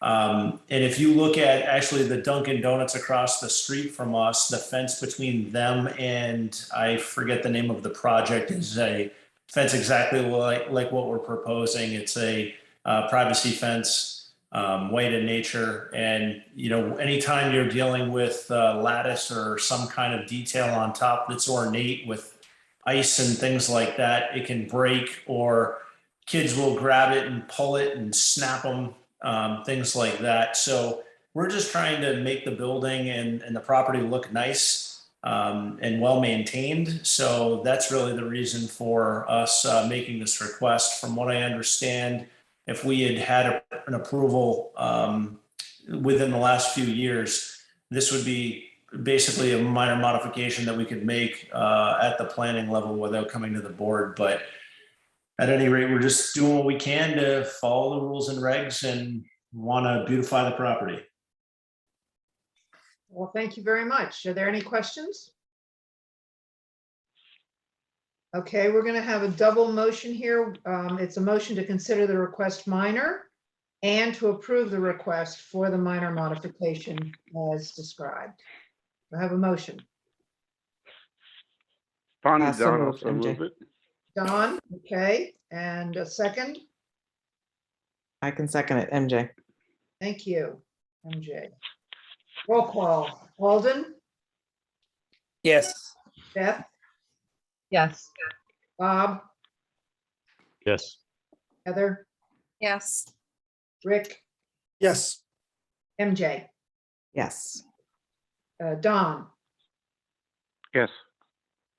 and Bonnie, yes. So you are approved and good to go with your fence. Thank you so much. Thank you so much. Have a nice night, everybody. Thank you. We do not have the minutes for the 10:20 meeting, so we won't be reviewing them tonight. Oh, and I skipped over. I just want to acknowledge the receipt of the correspondence. It's on the website and you can read it. Are there any updates, Andy, that you want to give at this time? No, I think just the short-term rental units obviously being discussed with the council moving forward. You might, tracking that, where it goes, the Route 1 and traffic circle presentation that's being given by Mass DOT, overlapping with some of this area. I think it's the paving work they're doing overlaps this. The lane shifting or anything like that does not overlap the Minko project, but that's taking place on the 10th next week in case you want to attend that. And then obviously the tentative date for the IFS hearing on 12/1, depending on the council's action expected this coming Monday. And you said that you sent us a link to their discussion of that in a committee meeting on tomorrow night, right? That's correct. If any of you wanted to attend, I'll be there, but I just wanted to see how their dialogue goes. There was an expectation, I think, that this item would have come out at the last council meeting. That didn't happen. They kept it in committee, general government subcommittee of the council, and it is expected to be discussed there and presumably come back out on the council floor on Monday. My understanding is that the judge had agreed to what is essentially the order of remand back to the board, pending the council's vote, so conditional upon that. Just to kind of expedite the process, and gets to something Bonnie and I talked about, which is just making sure we have enough time to advertise the hearing when they come in to start that process up. So right now, our assumption is that 12/1 would be the date that you would be looking at those materials. Andy, Excuse me. is there a Oh, sorry. question? Yeah, You sorry. said there was a link that was sent to the meeting for tomorrow? I had sent a link, I think it was earlier today, early this morning, maybe, 2 meetings that were happening. One was today for short-term rental units. The other link was for tomorrow's meeting for the General Government Committee on the IFS settlement agreement. Okay, I'll look for it. Sorry. If you don't find it, let me know, but I think I copied all members in that. Okay, thanks. Andy, do we have anything on the agenda for our next meeting on the 17th? No, actually, Diane had indicated that she didn't have an agenda to send to you for that. So I guess I'd sort of defer to you on. Well, we do. I mean, there's a deadline of a week before, so I guess we should wait until next Wednesday officially to cancel the meeting. But I just wanted to give everybody a heads up that might happen. Doesn't mean everybody goes and takes off early for Thanksgiving, but there's a really good chance that we won't be meeting on the 17th because there won't be anything to discuss. But we more than made up for it tonight. Thank you all for hanging in there and for participating. It was a big question mark for me. I just felt like the best way to get through it all was to go through that list, and I'm glad you hung in there. If I ever choose a way to do something and you think there's a more efficient way to get through, especially on a project like that, so going forward on that one, just jump in and say, hey, I think we could do this a more efficient way, or we ought to focus somewhere else. So I'm always open to help on something as big and complicated as that. So again, we'll have to do our homework before each one of the meetings with them, because clearly we have to focus their thinking in the direction we want it to go. All right. Anything else from anybody? What, I'm just curious, Bonnie, what's the potential for dialogue with our team between now and December when they would come back? On the IFS? Oh, I'm sorry. No, with on this one. on the residential project. Our ability to talk to them? What was your question? I'm just wondering what the potential is for communication, so we don't get all the way to December and they still haven't addressed all of the concerns we expressed tonight. That's their problem. If it takes them longer to get through the permitting process because they want to stretch it out, that's up to them. But there is this technical review for some aspects of it. They've got everything in writing from Jordy about the landscaping and the work with the rail trail. They've heard from us.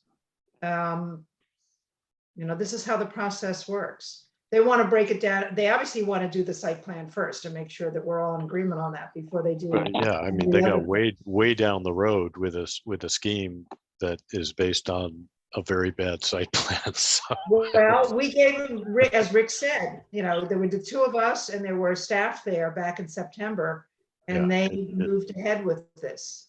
We didn't say all the things that everybody said tonight, but we gave them an indication that the site was, shall we just say, overburdened with the design. And I'm glad Rick reminded them and told all of you that, because this is normal, Bob. Get used to it. Sorry. It's frustrating for us. No, believe me. But it's their timeline. Yeah, it's their timeline. Yeah, exactly. And obviously we have more time in a meeting when we don't have a joint public hearing. That put us back an hour. So just imagine it would only be 9:30 now if we hadn't had to do that. It's just curious what's kind of driving the site plan, because I mean, Arrow Street has been around for a long time. They're a good Cambridge/Boston architectural firm. They should be able to do this. And, You don't know, we don't know what Lou is saying to them. And well, his that's what I'm getting at, is I don't know what they're getting for direction, but they're getting wound around stuff that has gotten them way off track with the site plan direction they ought to be looking at. And they're good architects. They should be But able to listen solve to what this. Lou said, that all those financials, I know. you know, that's what I drives know. it. I know. There's other ways around that, though, other than just packing the site with more units. Yeah, I agree with Bonnie, though. I think this is an issue that's coming from the developer. It's a function of the number of units. And I think, as Rick pointed out, the number of units on the site and the awkward configuration of the site, because the Ashby Cross, that corner parcel, is not included here, which was one of the assumptions maybe years ago with this project, when it was in concept. Because that parcel is not there, we now have these very unusual corners to the shape. And of course, with a large building, oversized compared to the ordinance baseline, that's creating these problems to a degree. So I don't think it's so much coming from the architect. It's more the program that he's being given to work with. Yeah. So Andy, they kept mentioning, or they mentioned that they would be talking to TSAC about the traffic and circulation. The next TSAC meeting is next Thursday. Are they coming to that meeting, or are they going to be coming after or just before we meet with them? Actually, if I'm not mistaken, TSAC is being moved to the 18th of November due to the holiday. So the expectation is on November 18th, we would hear from anybody at TSAC, anything that hasn't already been commented on or isn't provided before then, we would hear from TSAC their thoughts and concerns as well. Okay, so I should change the meeting to the 18th rather than the 11th. Okay. Yeah, it doesn't look like Dawn has posted it yet, but she had noted that she was going to move it from the 11th to the 18th. Anybody want to make a motion? Yeah. I was going to say, did you want a motion to adjourn? Yeah, I can always depend on you for that one. Right. Okay, we'll take a second from. I'll second, Alden. Okay, and the last roll call of the evening. Alden, Yes. Beth, Yes. Bob, Yes. Heather, Yes. Rick, Yes. MJ, Yes. Don, Yes. Bonnie, yes. Oh, hi, Linda. Just in time to say goodnight. Okay, everybody. Have a good one. Thank you. Thank you. Night all. Night all. Good night. Night.